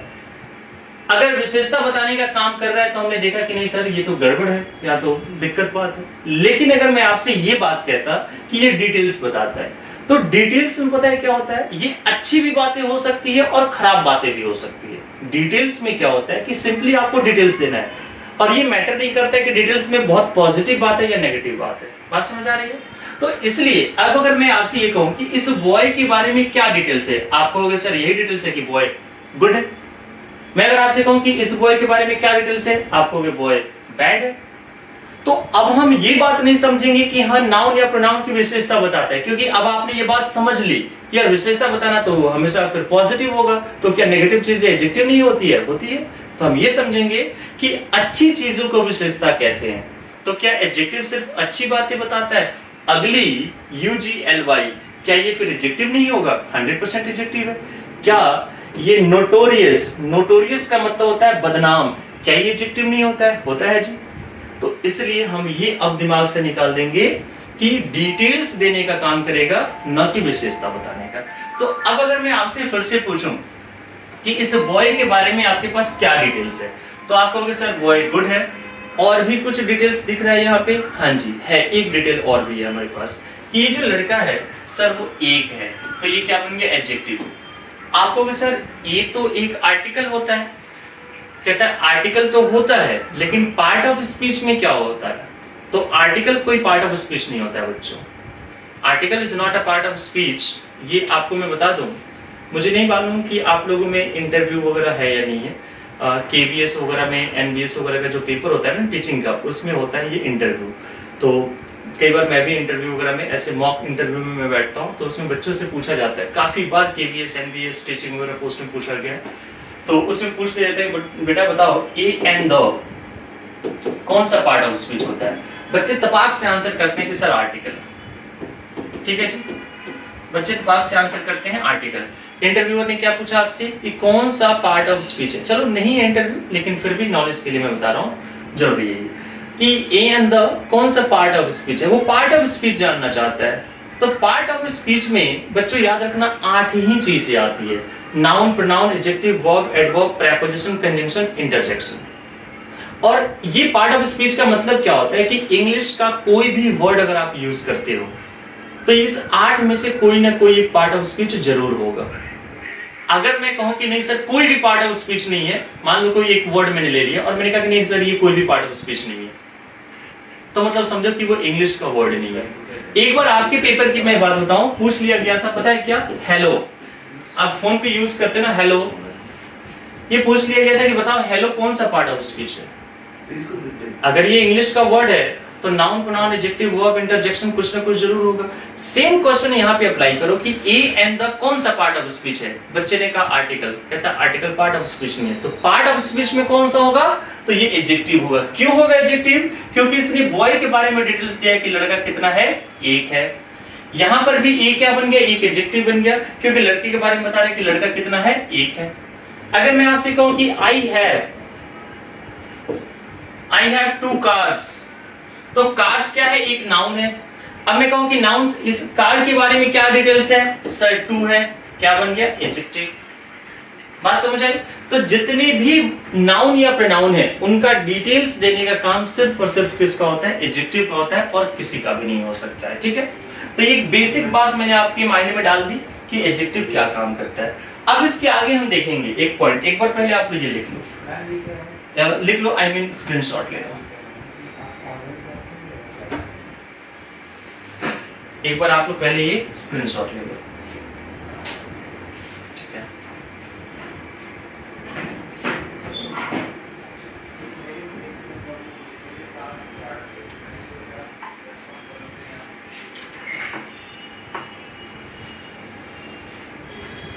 बाद वाला बता दो सर एक बार डिटेल्स, मतलब अच्छा बैड वाला, मुझे लगा बाद वाला आप पूछ रहे हो, सॉरी। मैंने कहा कि ये बॉय के बारे में क्या डिटेल्स है, लड़का कैसा है, तो आप क्या कहोगे? बैड है, तो डिटेल्स बन गया एडजेक्टिव। बात समझ आ रही है? समझ आया योगेश? नहीं, हेलो हेलो एक इंटरजेक्शन होता है, इसीलिए पूछा गया था। ये हेलो एडजेक्टिव नहीं होता है, हेलो इंटरजेक्शन होता है। मेरे ख्याल से स्क्रीनशॉट ले लिया होगा, ठीक है? चलो देखो जी, अब एक हमें एडजेक्टिव में क्या पढ़ना है, एडजेक्टिव ऑफ नंबर। देखो जी, अब एडजेक्टिव ऑफ नंबर बेसिकली होते हैं टू टाइप्स के। यहां से दो क्वेश्चन हमेशा किसी भी पेपर में आप देखो तो दो क्वेश्चन अगर पूछा जाएगा तो यहां से पॉसिबल ही है दो क्वेश्चन पूछना, इससे ज्यादा पॉसिबल नहीं है। ये जो एडजेक्टिव ऑफ नंबर होते हैं ये दो टाइप्स के होते हैं बच्चों। कौन कौन से ये टू टाइप्स के होते हैं? देखो जी, एक होता है हमारा डेफिनेट एडजेक्टिव ऑफ नंबर, एक होता है डेफिनेट एडजेक्टिव ऑफ नंबर, और दूसरा होता है indefinite adjective of number। indefinite adjective of number। देखो जी, मैं आपको indefinite adjective of number तो नहीं पढ़ाने वाला हूं। आप पूछेंगे क्यों? क्योंकि मैंने पढ़ा दिया है आपको। कब पढ़ाया? आप याद करो, मैंने आपको सम पढ़ाया, मैंने आपको मेनी पढ़ाया, मैंने आपको मच पढ़ाया है। यही सब चीजें होती है इंडेफिनिट एडजेक्टिव ऑफ नंबर। मैंने आपको फ्यू पढ़ा दिया, मैंने आपको लिटिल पढ़ा दिया, है ना? आपको याद है मैं बार बार अभी क्या कर रहा था कि सम के बाद नाउन हो तो एडजेक्टिव बन जाएगा, याद है? ये सब मैंने बताया था। मेनी के बाद नाउन हो, फ्यू के बाद ये, तो उसके बाद नाउन है, मतलब क्या वो एडजेक्टिव बन रहा है। तो ये चीजें तो हमने प्रोनाउन में कवर कर लिया, तो दोबारा पढ़ के हम अपना टाइम वेस्ट नहीं करेंगे। आप कॉपी निकाल के रिवाइज कर लेना। ये तो मैं यहाँ पर वैसे भी नहीं पढ़ाता हूँ, इसलिए मैंने आप लोगों को प्रोनाउन में पढ़ा दिया, सम पढ़ा दिया, मेनी पढ़ा दिया, मच पढ़ा दिया, ये सारी चीजें बता दिया। ठीक है जी, ये मैंने आपको नहीं पढ़ाया और क्वेश्चन यहां से ही पूछे जाते हैं। देखो, अब डेफिनेट एडजेक्टिव ऑफ नंबर आपके पेपर के काम का दो ही नंबर है, दो ही नंबर लोग पढ़ाते हैं, दो ही नंबर से ही क्वेश्चन पूछा जाता है। बट मैं आपको 4 नंबर पढ़ा रहा हूँ। 4 नंबर क्यों पढ़ा रहा हूँ? ताकि थोड़ी बहुत क्लैरिटी, 2 और एक्स्ट्रा पढ़ लेंगे हम तो बहुत ज्यादा टाइम हमारा कंज्यूम नहीं होगा। ठीक है, थोड़ा सा हमें कॉन्फिडेंस आएगा। एक होता है कार्डिनल नंबर। अब ये कार्डिनल नंबर हमें क्या बताता है जी? देखो, कार्डिनल नंबर हमेशा आपको पता है क्या बताएगा? Counting number.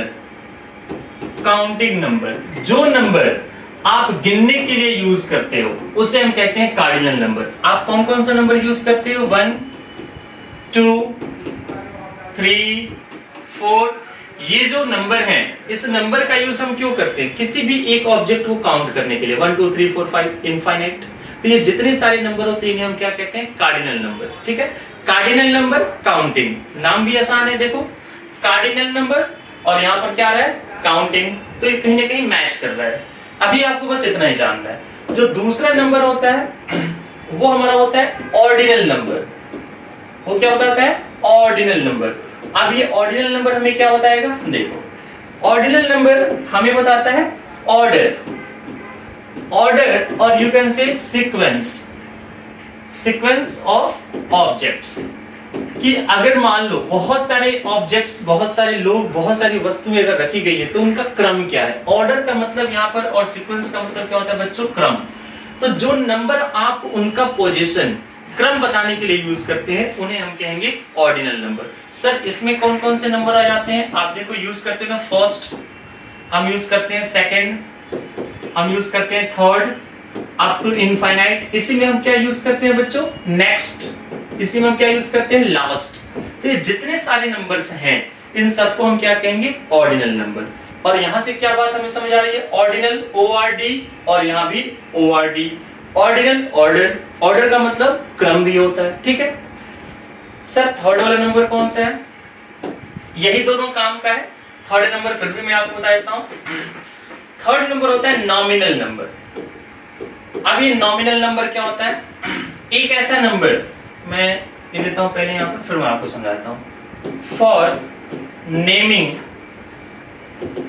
एन ऑब्जेक्ट, एक ऐसा नंबर जिसका यूज आप किसी भी ऑब्जेक्ट का नाम देने के लिए करते हो। अब कहता है ये कैसे है कि हम नंबर से किसी का नाम कैसे बता सकते हैं? अगर आप में से किसी को अगर पता हो तो आप मुझे बताना कि क्रिकेट में अगर टी-शर्ट नंबर 10 की बात की जाए तो कौन सा प्लेयर है? उस प्लेयर का क्या नाम है? टी-शर्ट नंबर 10 की अगर मैं बात करूं क्रिकेट में तो कौन सा प्लेयर आएगा? वैसे अगर गर्ल्स आपको इंटरेस्ट है क्रिकेट में तो आप बता सकते हो, अदरवाइज बॉयज को तो होता ही है। तो एक बार बताने की कोशिश करो। क्रिकेट में हमने टी शर्ट के नंबर की बात की है 10, किसी को नहीं मालूम? हितेश, सचिन तेंदुलकर, सचिन तेंदुलकर। क्रिकेट में, यानी कि क्रिकेट में अगर आप टी शर्ट 10 तेंदुलकर याद रखना, सचिन तेंदुलकर। यही अगर मैं फुटबॉल में टी शर्ट नंबर 10 की बात करूं, तो वहां पर फुटबॉल में टी शर्ट नंबर 10 कौन सा प्लेयर को रिप्रेजेंट करता है? लियोनेल मेसी को। मेसी का नाम सुना होगा आप लोगों ने। तो एक नंबर जिसने क्या किया, एक नाम को बताया कि नहीं बताया, सारी बात हटा दो और प्रैक्टिकल हो जाओ, और प्रैक्टिकल हो जाओ। आप एक नंबर डायल करते हो अपने मोबाइल में और एक नाम से सेव करते हो, यानी कि वो नंबर किसको? हाँ, 7 नंबर मेरे ख्याल से रोनाल्डो का है ना? वो नंबर किसी का नाम हुआ कि नहीं हुआ? आप किसी का भी मोबाइल नंबर, तो एक ऐसा नंबर जो किसी का नाम बता दे, कोई जरूरी नहीं है पर्सन का।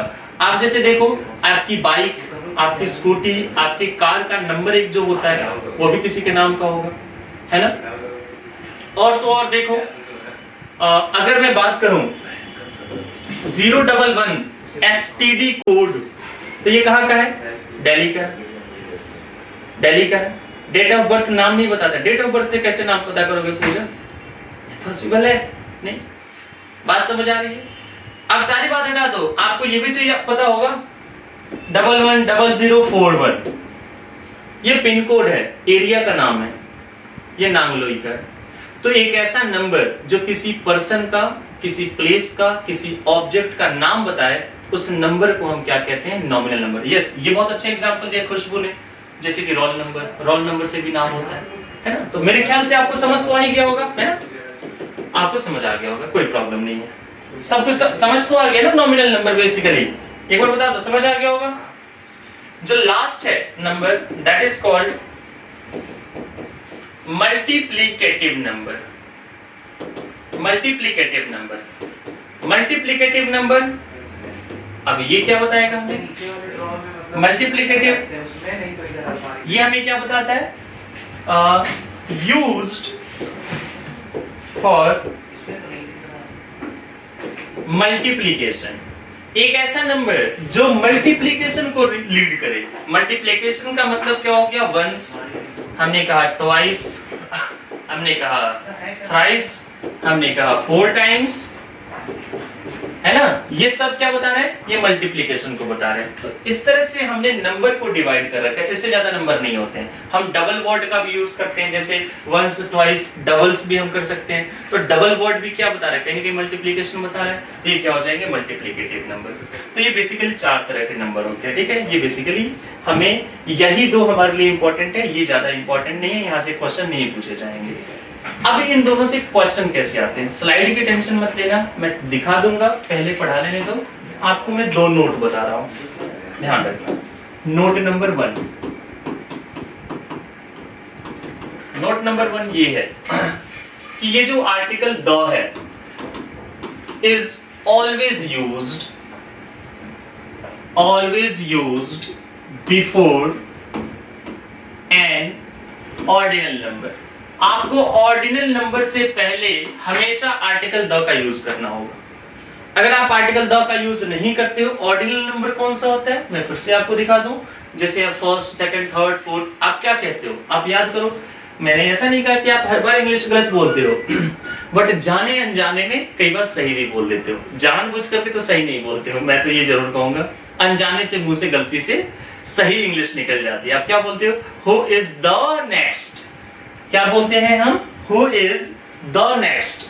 क्यों कहा हमने द नेक्स्ट? क्योंकि नेक्स्ट के पहले द आता है, क्योंकि एक ऑर्डिनल नंबर है। हम ये भी बोलते हैं who is the last. The last क्यों किया? क्योंकि लास्ट एक ऑर्डिनल नंबर है। Who is the first.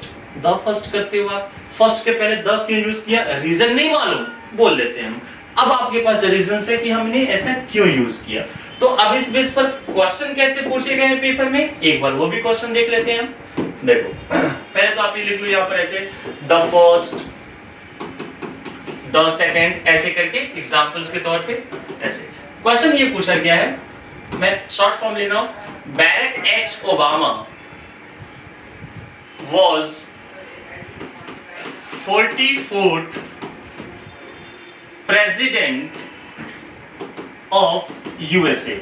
ये क्वेश्चन आपके पेपर में पूछा गया है, तो क्या आप बता सकते हैं कि इसमें एरर क्या है? ए मतलब 1, तो क्या ये कार्डिनल नंबर होगा? हाँ कुलविंदर, नहीं ए नहीं होता है, क्या बात कर रहे हो यार, कार्डिनल नंबर क्या, अजीब से कंफ्यूज हो रहे हो यार। मैंने कहीं लिखा है ए है? नहीं लिखा है मैंने, क्या ए नहीं लिखा है ना? खुद भी कंफ्यूज हो रहे हो, मुझे भी कर रहे हो यार, कमाल है, अजीब बच्चे हो। ए एडजेक्टिव होता है, एडजेक्टिव में अलग टाइप के एडजेक्टिव होता है, बताऊंगा। मैंने ए कहीं नहीं लिखा है ए चलो ठीक है, मैं एक बात आपको बता देता हूँ, शायद अगर समझ आ जाए तो। वैसे तो ये पार्ट आर्टिकल का है। क्या लगता है बच्चों, ए की हिंदी क्या होती है? कोई मुझे बताएगा जरा? चलो जैसे चेक कर लो मैं कि कितनी नॉलेज है आपके पास, ठीक है। ए की हिंदी क्या होती है? सारे आंसर ठीक है। जो आपने कहा कि हाँ द 44, क्योंकि ये ऑर्डिनल नंबर है, यहाँ द हो गया, ठीक है, इसकी कहानी खत्म है, तो आसान था। इसकी हिंदी बता देंगे आप लोग क्या जरा सा? ए की मतलब सिंगल, वो वाला सिंगल, पूजा नहीं, आस्था नहीं, गलत है आंसर। आप लोग के मन में ये होगा, बोल नहीं पा रहे हो, ए का मतलब एक कभी नहीं होता है, अब आज जान लो। इसलिए मैंने कहा बचपन में आपने पढ़ा है, अब आप सीख रहे हो, नहीं भूला दो, निकाल दो दिमाग से। ए का मतलब एक होता ही नहीं है, ए का मतलब एक नहीं होता है, एक की इंग्लिश होती है 1। ये इसका डिफरेंस मैं क्लियर करूंगा, यहाँ तो खैर पॉसिबल नहीं है, यहाँ मैं आपको बताऊंगा आर्टिकल में, क्योंकि यहाँ बताने बैठूंगा तो एडजेक्टिव से हमें दूर भागना पड़ जाएगा, ठीक है। ये बस ये ध्यान रखना है कि एक की हिंदी एक नहीं होती है, एक की इंग्लिश होती है 1, और दोनों में जमीन आसमान का डिफरेंस है, ठीक है। चलो इसको तो मैं अभी रब करता हूँ, इसको मैं रब कर रहा हूँ, अभी हम देखेंगे, आर्टिकल पढ़ाऊंगा, क्लियर कर दूंगा, डोंट वरी। तो मेरे ख्याल से ये बहुत आसान है, पहला ये पॉइंट देख लिया हमने।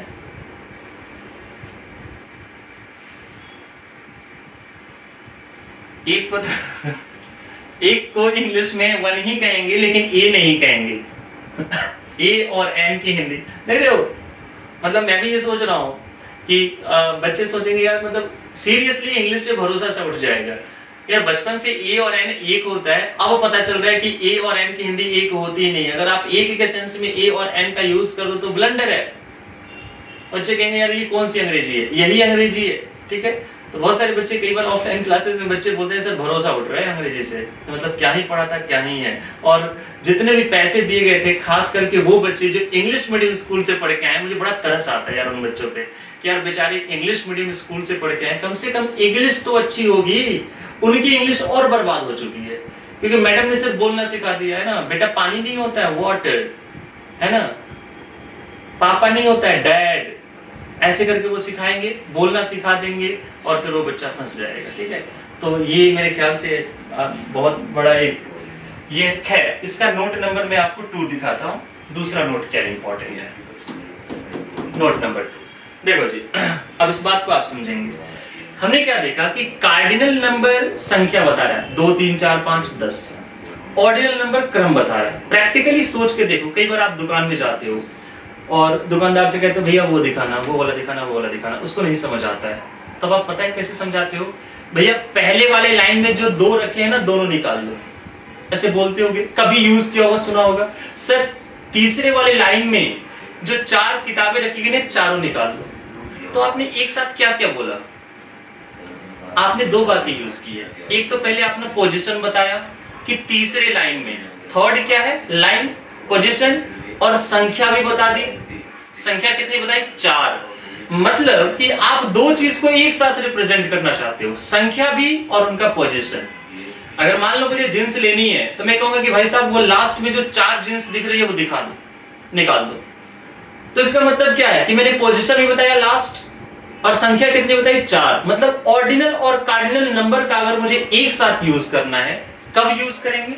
देखो, 2 so both number मतलब संख्या, नंबर का मतलब संख्या, एंड पोजीशन, पोजीशन का मतलब क्या है? क्रम। अगर मुझे ये दोनों एक साथ दिखाना हो, हमें क्या यूज करना होगा? we use ordinal plus cardinal. ये सबसे इंपॉर्टेंट पॉइंट है, this is very very important. Paper में देखो क्वेश्चन कैसे पूछा गया है, द टू फर्स्ट, गलत हो गया क्योंकि टू कौन सा नंबर है, कार्डिनल, फर्स्ट क्या है, ऑर्डिनल। मैंने आपको क्या बताया, पहले ऑर्डिनल देन कार्डिनल, यानी कि यहां पर होना क्या चाहिए था, यहां पर होना चाहिए द फर्स्ट टू। अब इसका मतलब क्या है कि आपने पोजीशन बताया कि उसका पोजीशन क्या है, पहला, और संख्या टोटल कितनी है, 2। ये हमारा करेक्ट हो जाएगा, द फर्स्ट। यही दो क्वेश्चन आपके पेपर में पूछे जाते हैं। समझ आया या नहीं आया मुझे एक बार बता देंगे आप लोग, समझ आया नहीं आया, यस और नो, क्लियर करो एक बार, समझ आया नहीं आया। ये इतना ही, ये जो दो पॉइंट्स बताए मैंने, यही दो पॉइंट्स आपके लिए सबसे ज्यादा इंपॉर्टेंट है। क्या वो बाकी के बच्चे थक गए, रिप्लाई बहुत कम बच्चे कर रहे हैं, थक गए आप लोग। सोनिया का बहुत जोर से समझ आया, चलो ये भी ठीक है। ये दो पॉइंट्स अगर आप लोग को याद रहे तो फिर इससे बाहर क्वेश्चन आपके पेपर में नहीं आएगा। बहुत इजी है, मुश्किल कुछ भी नहीं है, ठीक है। आप डे टू डे लाइफ में यूज करते भी हो, स्क्रीनशॉट ले लीजिए, ठीक है, टाइम दे देना। स्क्रीनशॉट इसका ले लिया होगा, ये अगली स्लाइड भी मैं आपको दिखा देता हूँ।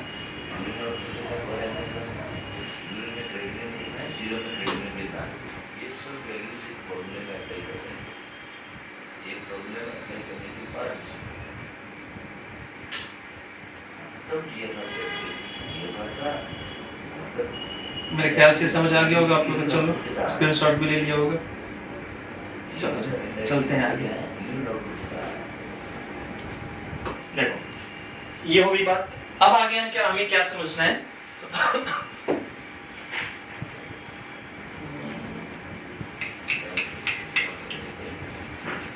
आधे घंटे का टाइम है, और अगर मैं 2-3, चलो ठीक है, मैं आपको एक दूसरे तरीके से समझा रहा हूँ जो कि आपको थोड़ा ज्यादा समझ आएगा। ज्यादा समझ आएगा मतलब आसान रहेगा। वैसे इसको पढ़ाने के बहुत सारे तरीके हैं, मैं ये तरीका प्रेफर करता हूँ। तरीका क्या प्रेफर करता हूँ, देखो समझना सारे बच्चे, अब सुनना है। और मैथमेटिक्स में क्या होता है कि नंबर्स अलग अलग होते हैं। जैसे मैथमेटिक्स में आपने पढ़ा होगा कि बहुत सारे नंबर होते हैं ना, कि हाँ नेचुरल नंबर है, होल नंबर है, इवन नंबर है, ऑड नंबर है, कंपोजिट नंबर है ना, रैशनल नंबर है, इरेशनल नंबर है, बहुत सारे नंबर्स होते हैं मैथमेटिक्स में। फाइन, इंग्लिश में भी नंबर होते हैं।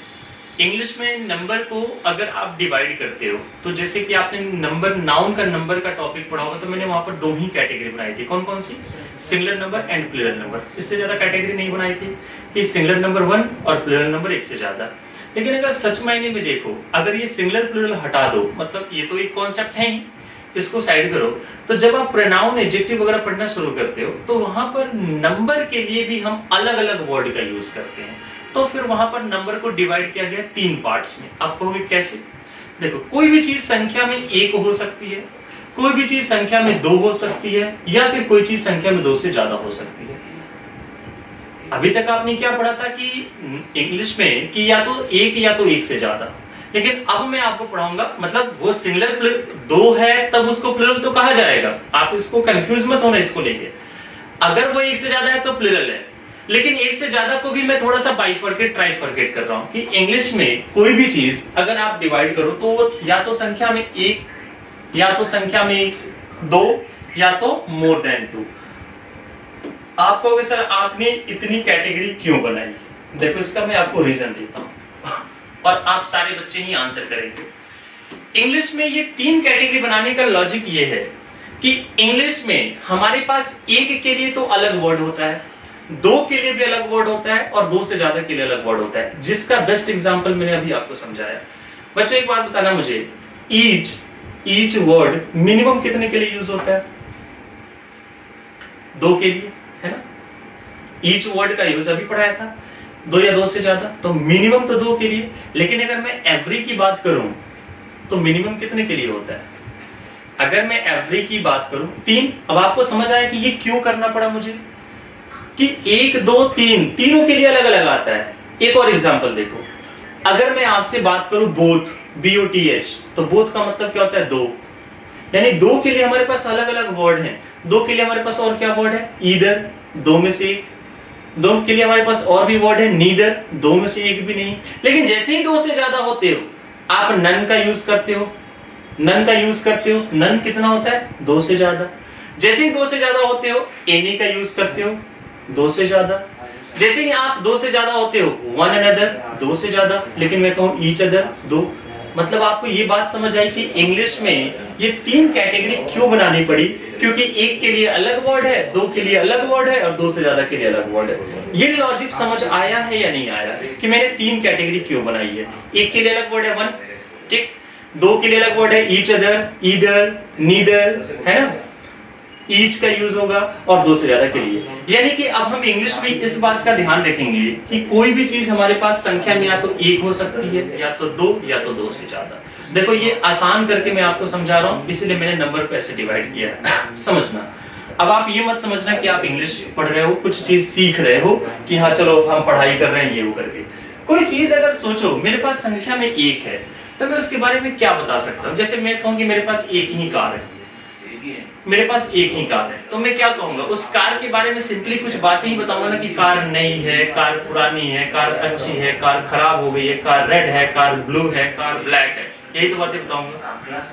जब तक मेरे पास कोई चीज दो ना हो जाए तब तक मैं उसका ना तो किसी से तुलना कर सकता हूँ, है ना तो सिलेक्शन कर सकता हूँ। जब एक ही है मेरे पास तो मेरे पास मजबूरी है सिंपली कि उसके बारे में डिटेल्स दे देना। हो सकता है कि अभी आपको थोड़ा कम समझ आ रहा होगा, अभी समझ आना शुरू हो जाएगा, ठीक है। बस एक बार ध्यान से देखते जाओ। तो अगर कोई चीज हमारे पास संख्या में एक है तो हम क्या बता सकते हैं? Only details, nothing else. क्या बताएंगे? ओनली डिटेल्स, विदाउट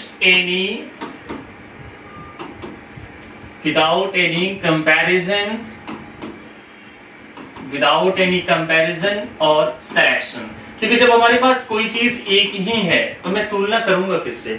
मैं चुनाव करूंगा कहां से? भाई एक से ज्यादा तो है ही नहीं। तो एक है तो वहां पर एक ही पॉसिबिलिटी है क्या बताने की? कि मैं सिंपली उसका डिटेल्स दे दूं। जैसे ही मेरे पास कोई चीज दो हो जाए तो दो चीज है, इसमें हम क्या क्या बातें बता सकते हैं? अब मैंने आपको दो मार्कर्स दिखा रहा हूं, ध्यान समझना। हिंदी लैंग्वेज में यूज करूंगा, ठीक है, इंग्लिश नहीं बोलूंगा, हिंदी बोलूंगा, ध्यान समझना। मेरे पास ये दो मार्कर्स हैं, सबको दिख रहे होंगे, दो मार्कर हैं। मैं इनके बारे में अगर आपस में कुछ बात करूं तो देखना कितनी कितनी बातें कर सकता हूं। मैं ये कह सकता हूं कि नहीं कि ये मार्कर इससे अच्छा है। हाँ जी सर, दो है तो आपने दोनों के आपस में तुलना कर दी, भाई प्रैक्टिकली पॉसिबल है। मैं कहूं ये मार्कर इससे अच्छा है, तो इस केस में हमने क्या किया? जब मैं ऐसे कहूंगा कि इससे अच्छा, इससे बुरा, इससे खराब, इससे नया, इससे बेकार, तो इस सेंस में मैं क्या कर रहा हूं? तुलना कर रहा हूं। तो अगर मेरे पास कोई चीज दो है तो एक काम मैं क्या कर सकता हूं कि दोनों की आपस में तुलना कर सकता हूं, और तुलना की इंग्लिश क्या होती है? कंपैरिजन। तो जब भी मेरे पास कोई चीज दो हो जाए तो पहला काम मैं क्या कर सकता हूं? कंपैरिजन, कंपैरिजन, ठीक है जी। सर लैंग्वेज ही तो है, लैंग्वेज ही तो हम पढ़ रहे हैं, और भी कुछ बातें कर सकते हैं। हाँ जी, एक काम और भी कर सकते हैं। मैं ये भी तो कह सकता हूं इन दो मार्कर्स के बीच में कि ये मार्कर उतना ही अच्छा है जितना कि ये। अब सर इसमें मैंने क्या बताया? मैंने इसमें क्या बताने की कोशिश की है कि दोनों में क्या बात कॉमन है। मैं कहूं ये भी नया है, ये भी नया है, तो दोनों में मैं क्या बात कर सकता हूं कि ये मार्कर उतना ही नया है जितना कि ये। यानी कि इस कॉन्टेक्स्ट में मैंने क्या कर दिया? मैंने तुलना नहीं किया, मैंने दोनों की सिमिलैरिटी बता दी कि दोनों की आपस में क्या समानता है। बात समझ आ रही है? अगर मैं कहता है कि ये मार्कर इससे अच्छा है तो ये तुलना है, से अच्छा, से बुरा, से खराब। लेकिन अगर मैं कहूं कि ये मार्कर उतना ही अच्छा है जितना कि ये, उतना ही जितना कि, तो इस केस में क्या सेंस निकल रहा है? सिमिलैरिटी। मतलब हम ये कह सकते हैं कि सर अगर कोई चीज मेरे पास दो है तो मैं उनके आपस में सिमिलैरिटी भी बता सकता हूं। जी हाँ, बिल्कुल ठीक है। यानी कि दूसरा केस निकल के क्या आ गया? सिमिलैरिटी। फाइन। सर अगर कोई चीज हमारे पास दो ही है तो और भी कुछ बात बता सकते हैं? हाँ जी बता सकते हैं। एक बात और बता सकते हैं, क्या? आप समझना, मैं फिर से रिकैप कर रहा हूं। पहले मैंने क्या किया? कंपैरिजन कर दिया, ये मार्कर इससे अच्छा है, हाँ जी सेंस ठीक है।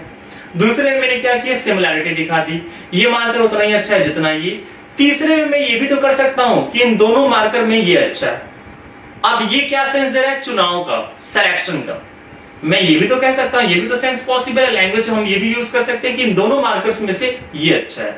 आप याद करो बचपन में जब आप जाते थे कपड़े वगैरह लेने, तो हम जिद करते थे नहीं ये चाहिए ये चाहिए, पापा कहते थे ये दो जींस है, दोनों में से कोई सेलेक्ट कर लो, ऐसा भी होता था। तो हम कहते थे ठीक है दोनों में ये ठीक है। तो वो क्या सेंस आपको दे रहा है? सिलेक्शन का। यानी कि कोई चीज अगर मेरे पास दो है तो हम तीसरा काम उसमें क्या कर सकते हैं? सिलेक्शन का।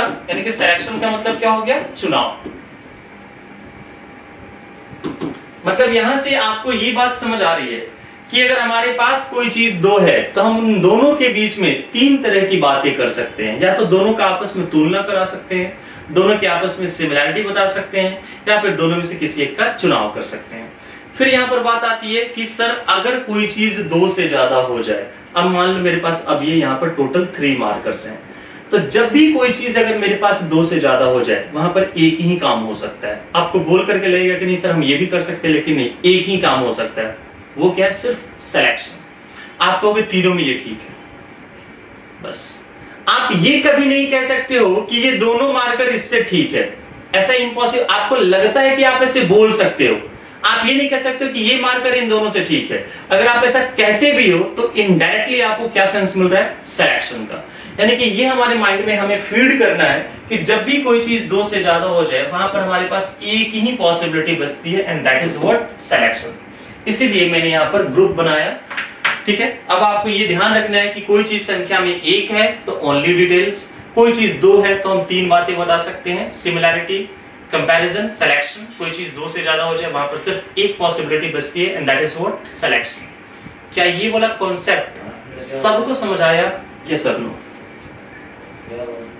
एक बार बात बताएंगे आप सारे बच्चे,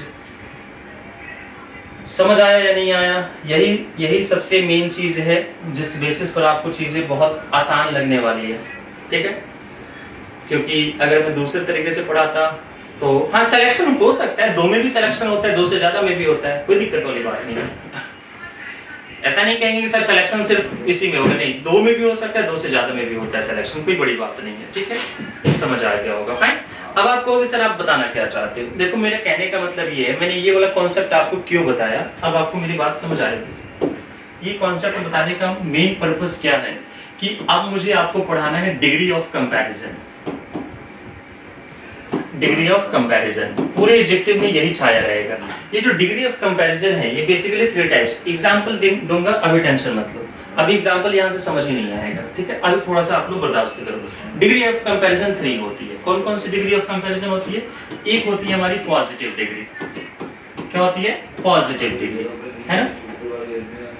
दूसरी होती है हमारी कंपैरेटिव डिग्री, दूसरी होती है कंपैरेटिव डिग्री।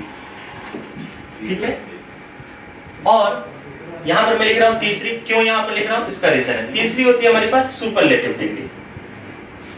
ये 3 डिग्रीज ऑफ कंपैरिजन है, ये 3 डिग्रीज ऑफ कंपैरिजन है, positive degree, comparative degree and superlative degree. अब मैं आपसे इतना तो एक्सपेक्ट कर सकता हूं कि इतनी बेसिक बात आपको पता है कि गुड एक पॉजिटिव डिग्री है, बेटर कंपैरेटिव है और बेस्ट सुपरलेटिव है। सिमिलरली अगर मैं बात करूं ब्यूटीफुल की, तो ब्यूटीफुल पॉजिटिव डिग्री है, कंपैरेटिव डिग्री क्या हो जाएगी? More beautiful, superlative degree most beautiful. Tall positive degree, taller comparative degree and tallest superlative degree. Basic बात है, ये बचपन से आपने पढ़ा होगा, बट इसका डिटेल्स में और भी दूंगा अभी आगे आने वाली क्लासेस में। ठीक है, अब आप कहोगे सर ठीक है, तो पॉजिटिव डिग्री का यूज कहां पे करें सर, कंपैरेटिव डिग्री का यूज कहां पे करें, सुपरलेटिव डिग्री का यूज कहां पे करें? वैसे तो आप कर लेते होगे कि हाँ बेस्ट कहां पे आएगा, बेटर कहां पे आएगा, मोर ब्यूटीफुल कहां आएगा, ब्यूटीफुल कहां आएगा, ये कर तो लेते होगे आप, लेकिन अब आप कॉन्फिडेंटली करोगे। और अब मैं कुछ नहीं लिखूंगा, मैं सिंपली नंबर लिखूंगा। जैसे ही नंबर लिखूंगा आपके दिमाग में कुछ बात आनी चाहिए, अगर आ जाए तो आप मुझे बताना कि हाँ कौन सी बात दिमाग में है।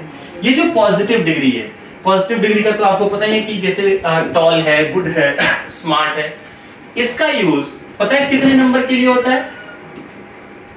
1। जैसे ही मैंने लिखा नंबर 1 कि यहां पर सिर्फ एक चीज, एक कोई भी ऑब्जेक्ट है उसके लिए आता है, तो आपके माइंड में क्या आना चाहिए कि ओके पॉजिटिव डिग्री का यूज एक के लिए होता है, मतलब सिर्फ डिटेल्स देने के लिए होता है, without any comparison, without any selection. This is the thing, ये मैं आपको समझाना चाह रहा था। ये नंबर के बेसिस पे अगर हम समझेंगे तो ये हमारे लिए ज्यादा आसान हो जाएगा। अगर मैं पॉजिटिव डिग्री का यूज करूंगा तो कितनी संख्या के लिए करूंगा? Only one. एक एग्जांपल देखो कि Raju is a tall boy. कितने लड़के हैं भाई? एक ही तो लड़का है। तो जब एक ही लड़का है, एक ही नंबर है, तो एक में क्या बता सकते हैं? Only details. तो हमने यहाँ पर जो डिग्री यूज की है, ये कौन सी डिग्री है बच्चों? Positive degree. मतलब हम यहाँ पर आप चाहो तो आप डेफिनेशन बना सकते हो। कैसे? कि positive degree is basically used for only one two show only details without any comparison और सिलेक्शन। अब कॉन्सेप्ट समझ आया मैंने क्या बताने की कोशिश की? और भी आगे समझ आएगा, थोड़ा और बर्दाश्त करो। इससे ज्यादा नहीं जानना है, मैं इसको अभी थोड़ा रब कर रहा हूं, ज्यादा नहीं जानना है। अभी एक दो बात और बताऊंगा और भी क्लियर होता चला जाएगा। तो पॉजिटिव डिग्री का यूज हमने कर दिया एक के लिए। अब मैं कहूंगा कि पॉजिटिव डिग्री का यूज आप दो के लिए भी करोगे। अब आप कहोगे सर पॉजिटिव डिग्री का यूज अगर मैं दो के लिए करूंगा तो कौन सी बात बताने के लिए? कंपैरिजन, सिमिलैरिटी, सिलेक्शन, क्या बताऊंगा मैं? बात समझ आ रही है? तो पॉजिटिव डिग्री का यूज आप दो के लिए करोगे, पता है किस बात के लिए? सिमिलैरिटी। क्या बताने के लिए? सिमिलैरिटी। और जब भी आप सिमिलैरिटी बताओगे तो आपकी मजबूरी है, आप एज या सो एज की मदद जरूर लेंगे। तो यहां पर बीच में जो एडजेक्टिव होगा वो कौन सी डिग्री में? Positive degree. पीडी बोले तो पॉजिटिव डिग्री। क्वेश्चन देखो पेपर में कैसे आया था, Ram is as taller as Shyam. Sentence wrong हो गया। हमें पता चल गया यहाँ पर दो लोग हैं, कौन कौन से? राम और श्याम। और हमने क्या यूज कर लिया? एज। सर एज के साथ डिग्री कौन सी आती है? सर आपने कहा पॉजिटिव डिग्री। क्यों? क्योंकि यहाँ पर दो लोग हैं, दो लोग में अगर सिमिलैरिटी बतानी है, देखो कितना बढ़िया कॉन्सेप्ट है। सिमिलैरिटी बताने के लिए आप कौन सी डिग्री यूज करेंगे बच्चों? Positive degree. कैसे करेंगे? एज और सो एज की मदद से। ठीक है, लेकिन सर यहाँ टॉलर तो कंपैरेटिव डिग्री है, तो सेंटेंस रॉन्ग है। क्या करें? यहाँ टॉलर में से आपको टॉलर हटा करके क्या करना चाहिए? टॉल करना चाहिए। सेंटेंस करेक्ट हो गया। तो अब अगर आपसे पूछा जाए कि what is the use of positive degree, आपको there are two uses. Firstly it is basically used for a single person और single thing to show only details without any comparison और सिलेक्शन, क्योंकि एक के लिए यूज होता है।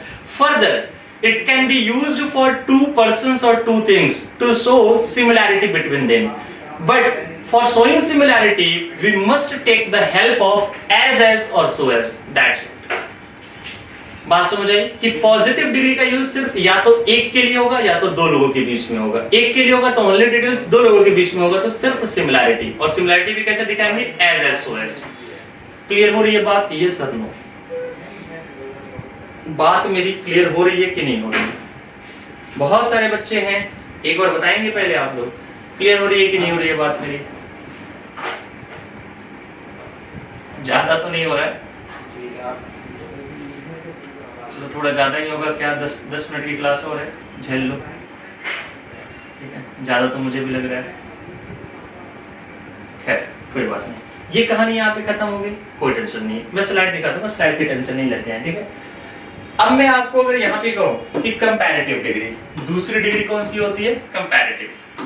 समझना, यहीं से आपका कॉन्सेप्ट और भी क्लियर होगा। Comparative degree. अब सर इसका यूज कितने के बीच में होता है? देखो जी, इसका यूज हम करते हैं दो के बीच में। इसका यूज कितने के ग्रुप में? दो के ग्रुप में। अब आप कहोगे सर दो के ग्रुप में तो तीन बात बताने के लिए होती है। कौन कौन सी तीन बात? एक सिमिलैरिटी, दूसरा कंपैरिजन, तीसरा सिलेक्शन। आप कहोगे कि सर सिमिलैरिटी वाला तो किसके साथ चला गया? पॉजिटिव डिग्री, है ना बात? सिमिलैरिटी वाला ये जो पॉइंट मैंने आपको बताया था, ये किसके साथ चला गया? सिमिलैरिटी हम कौन सी डिग्री से दिखाएंगे? Positive degree. तो बचा क्या क्या? Comparison and selection. मतलब यहां से आपने खुद से डेफिनेशन बनाया क्या कि कंपैरेटिव डिग्री का यूज दो में होगा, लेकिन क्या क्या बताने के लिए? या तो कंपैरिजन या तो सिलेक्शन। तो अगर आपको कंपैरिजन बताना है, समझना, अगर आपको कंपैरिजन बताना है तो मैं CD लिख रहा हूं, कंपैरेटिव डिग्री, इसके बाद आपको THAN का यूज करना है। और अगर आपको सिलेक्शन बताना है तो आपको क्या यूज करना है कि कंपैरेटिव डिग्री के पहले आर्टिकल द का यूज कर देना है। यहां से और भी कॉन्सेप्ट्स क्लियर हो रहे हैं। एक के लिए positive degree without comparison without selection, दो के लिए सर, दो के लिए हमारे पास पॉजिटिव डिग्री भी है, कंपैरेटिव भी है। सर अगर मुझे सिमिलैरिटी बतानी है तो पॉजिटिव डिग्री यूज करेंगे हम, सो एज। सर अगर दो के बीच में मुझे कंपैरिजन करना हो या सिलेक्शन करना हो तो कंपैरेटिव डिग्री। सर अगर कंपैरिजन करना है तो कंपैरेटिव डिग्री के बाद देन रख दो, और अगर सिलेक्शन करना है तो कंपैरेटिव के पहले द रख दो। सारे कांसेप्ट्स क्लियर हो गए। एग्जांपल देखो, मैं वही वाला एग्जांपल दूंगा जो वहां दिया था। अब मुझे ये कहना है कि Ram is taller than Shyam.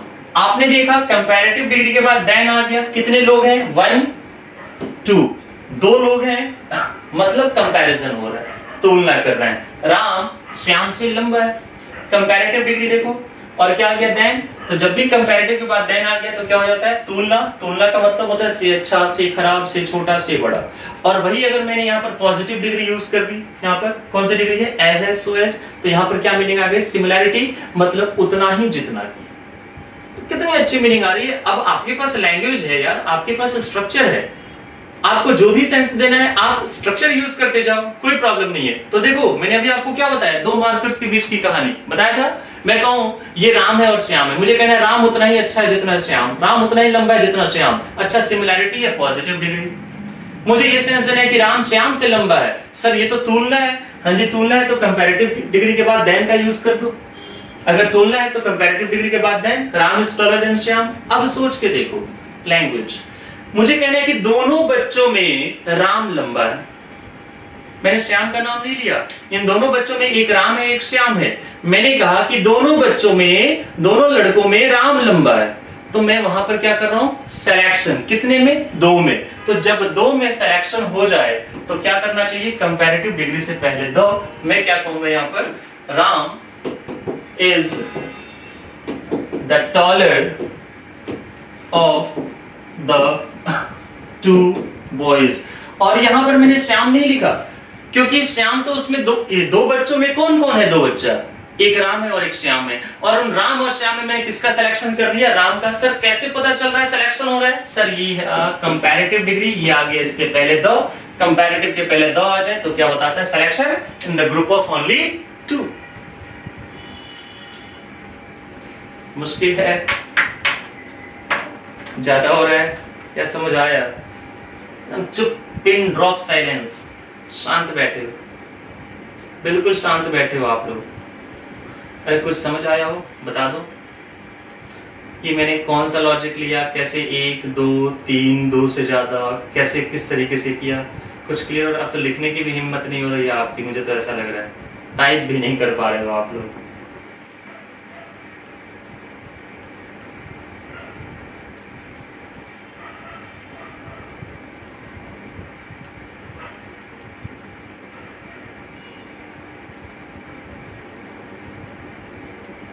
Khushboo cardinal में फंसे हुए कहाँ हो, कहाँ कार्डिनल फंसे हो, अरे ज्यादा ही दिमाग, 2 के पहले द का यूज करना है नहीं, फिर वही बात है, द का यूज। एक बात बताओ, जीरा का यूज क्या एक ही होता है, क्या जीरा सिर्फ मसाले वाले सब्जी में आता है, चावल में जीरा नहीं आता है, आता है ना, जीरा फ्राइड राइस, ये जीरा है। आप कह रहे नहीं जी ये तो सिर्फ मसाले वाली सब्जी में आएगा, मैं कह रहा हूं मुझे चावल में डालना है। आप समझो, द का यूज इकलौता थोड़ी ना है कि हाँ वो सिर्फ ऑर्डिनल के पहले आएगा, और भी तो होता है। द 3 लेटर्स का वर्ड है, पूरी इंग्लिश में सबको नाच नचाए हुए है, 3 लेटर्स का एक वर्ड द। ये द इतना खतरनाक है कि इसको लोग जल्दी ढंग से बोल भी नहीं पाते। आप भी नहीं बोल पाते होगे, आप भी नहीं बोल पाते होगे। कब द को द पढ़ा जाता है, कब द को दी पढ़ा जाता है, मुझे इतना बता दो बस। बात समझ रहे हो, ये ऐसा नहीं है, ये जीरा है, बहुत सारा यूज होता है इसका, ठीक है। तो द को हम द भी पढ़ लेते हैं, द को दी भी पढ़ लेते हैं, ये भी आपस में डिफरेंस होता है, ठीक है। अच्छी बात है आपकी सर, कंपैरिजन और सिलेक्शन का सेंटेंस अलग अलग बनेगा। हाँ बनेगा सर, लाइब्रेरी में पढ़ते हैं इसलिए इस अच्छा थकान हो जाती है इसलिए कोई बात नहीं है। बात समझ आई? तो द के बहुत सारे यूजेस हैं। मैं फिर से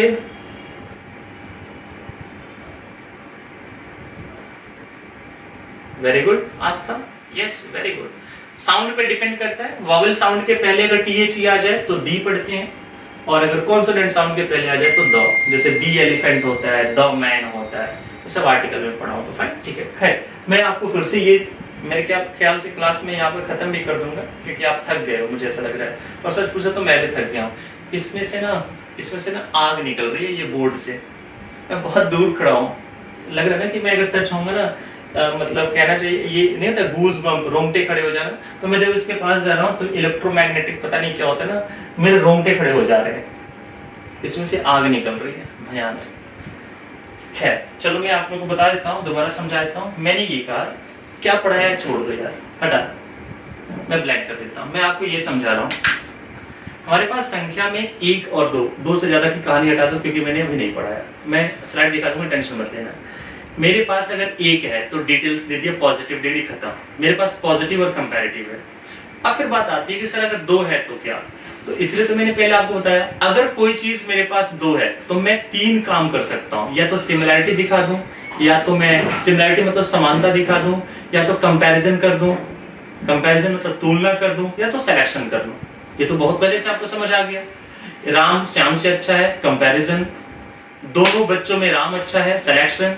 राम उतना ही अच्छा है जितना श्याम, सिमिलैरिटी। तो जब सिमिलैरिटी बतानी है तो एज या सो एज की मदद ले लेंगे, लेकिन डिग्री कौन सी होगी? पॉजिटिव। मतलब पॉजिटिव डिग्री का यूज मैं 2 के ग्रुप में करूंगा, लेकिन सिर्फ सिमिलैरिटी बताने के लिए, बाकी कोई काम नहीं होगा। ठीक, कहानी खत्म। अब फिर 2 के बीच में सर 2 बात और भी रह जाती है, कंपैरिजन और सिलेक्शन। ठीक है, अगर 2 के बीच में कंपैरिजन करना है तो कंपैरेटिव डिग्री का यूज करो, लेकिन बाद में देन आना चाहिए। राम श्याम से अच्छा है, Ram is better than Shyam, comparison. अगर 2 के बीच में चुनाव करना है कि दोनों बच्चों में राम अच्छा है, तो कंपैरेटिव के पहले द यूज कर लो। Ram is the better of the 2 boys, that's it. यही तो कहानी मैंने बताई है। ज्यादा कॉम्प्लिकेट इसको मत करो, बस जो मैंने आपको समझाया खुद से बोल के देखो। 2 है तो सिमिलैरिटी, कंपैरिजन, सिलेक्शन। सिमिलैरिटी बतानी है, positive degree as so as, खत्म। कंपैरिजन करना है, कंपैरेटिव डिग्री के बाद देन। सर सिलेक्शन करना है 2 के बीच में, कंपैरेटिव के पहले द, खत्म। सारी कहानी खत्म। यही पढ़ा, ये तो पढ़ा दिया था, ये तो आपने देख लिया था, यही मैंने कराया था, है ना? द यूज करेंगे आस्था। अगर आपको सिलेक्शन करना है तो कंपैरेटिव डिग्री के पहले आप द का यूज कर लो। कंपैरिजन करना है बाद में देन का यूज कर लो। बस इतनी सी कहानी है। एक बार स्क्रीनशॉट ले लेंगे। सीता कौन थी? सीता कौन थी ये मैं कैसे बताऊं? सीता कौन थी का मतलब समझा नहीं होगा।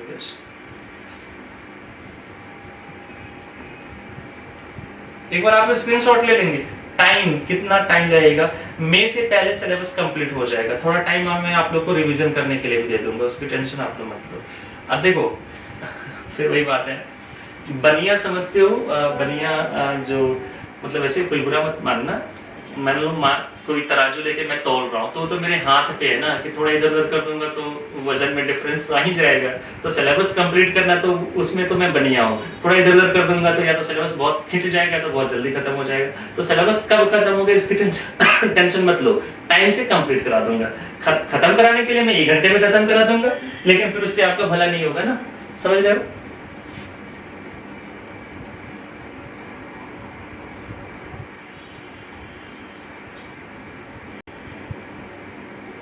चलो मेरे ख्याल से आप लोगों ने स्क्रीनशॉट ले भी लिया होगा। और मैं समझता हूँ कि हाँ चीज़ें टफ है, थोड़ी सी चीज़ें टफ है, लेकिन उतनी टफ नहीं है जितना कि आप ना कर सको। रिवीजन करना, बाकी nothing is that much tough. ठीक है, तो मिलेंगे हम फिर अगली क्लास में। ओवर करें अगली क्लास में, प्लीज आप लोग असाइनमेंट फिजिकली लेकर के रखना ताकि मैं आप लोग को समझा दे दूँ। ठीक है गाइस, चलो मिलते हैं अगली क्लास में, रिवीजन कर लेना। चलो हरे कृष्णा, मिलते हैं अगले क्लास में। Thank you, good night guys, take care and most welcome to everyone. Thank you very much guys.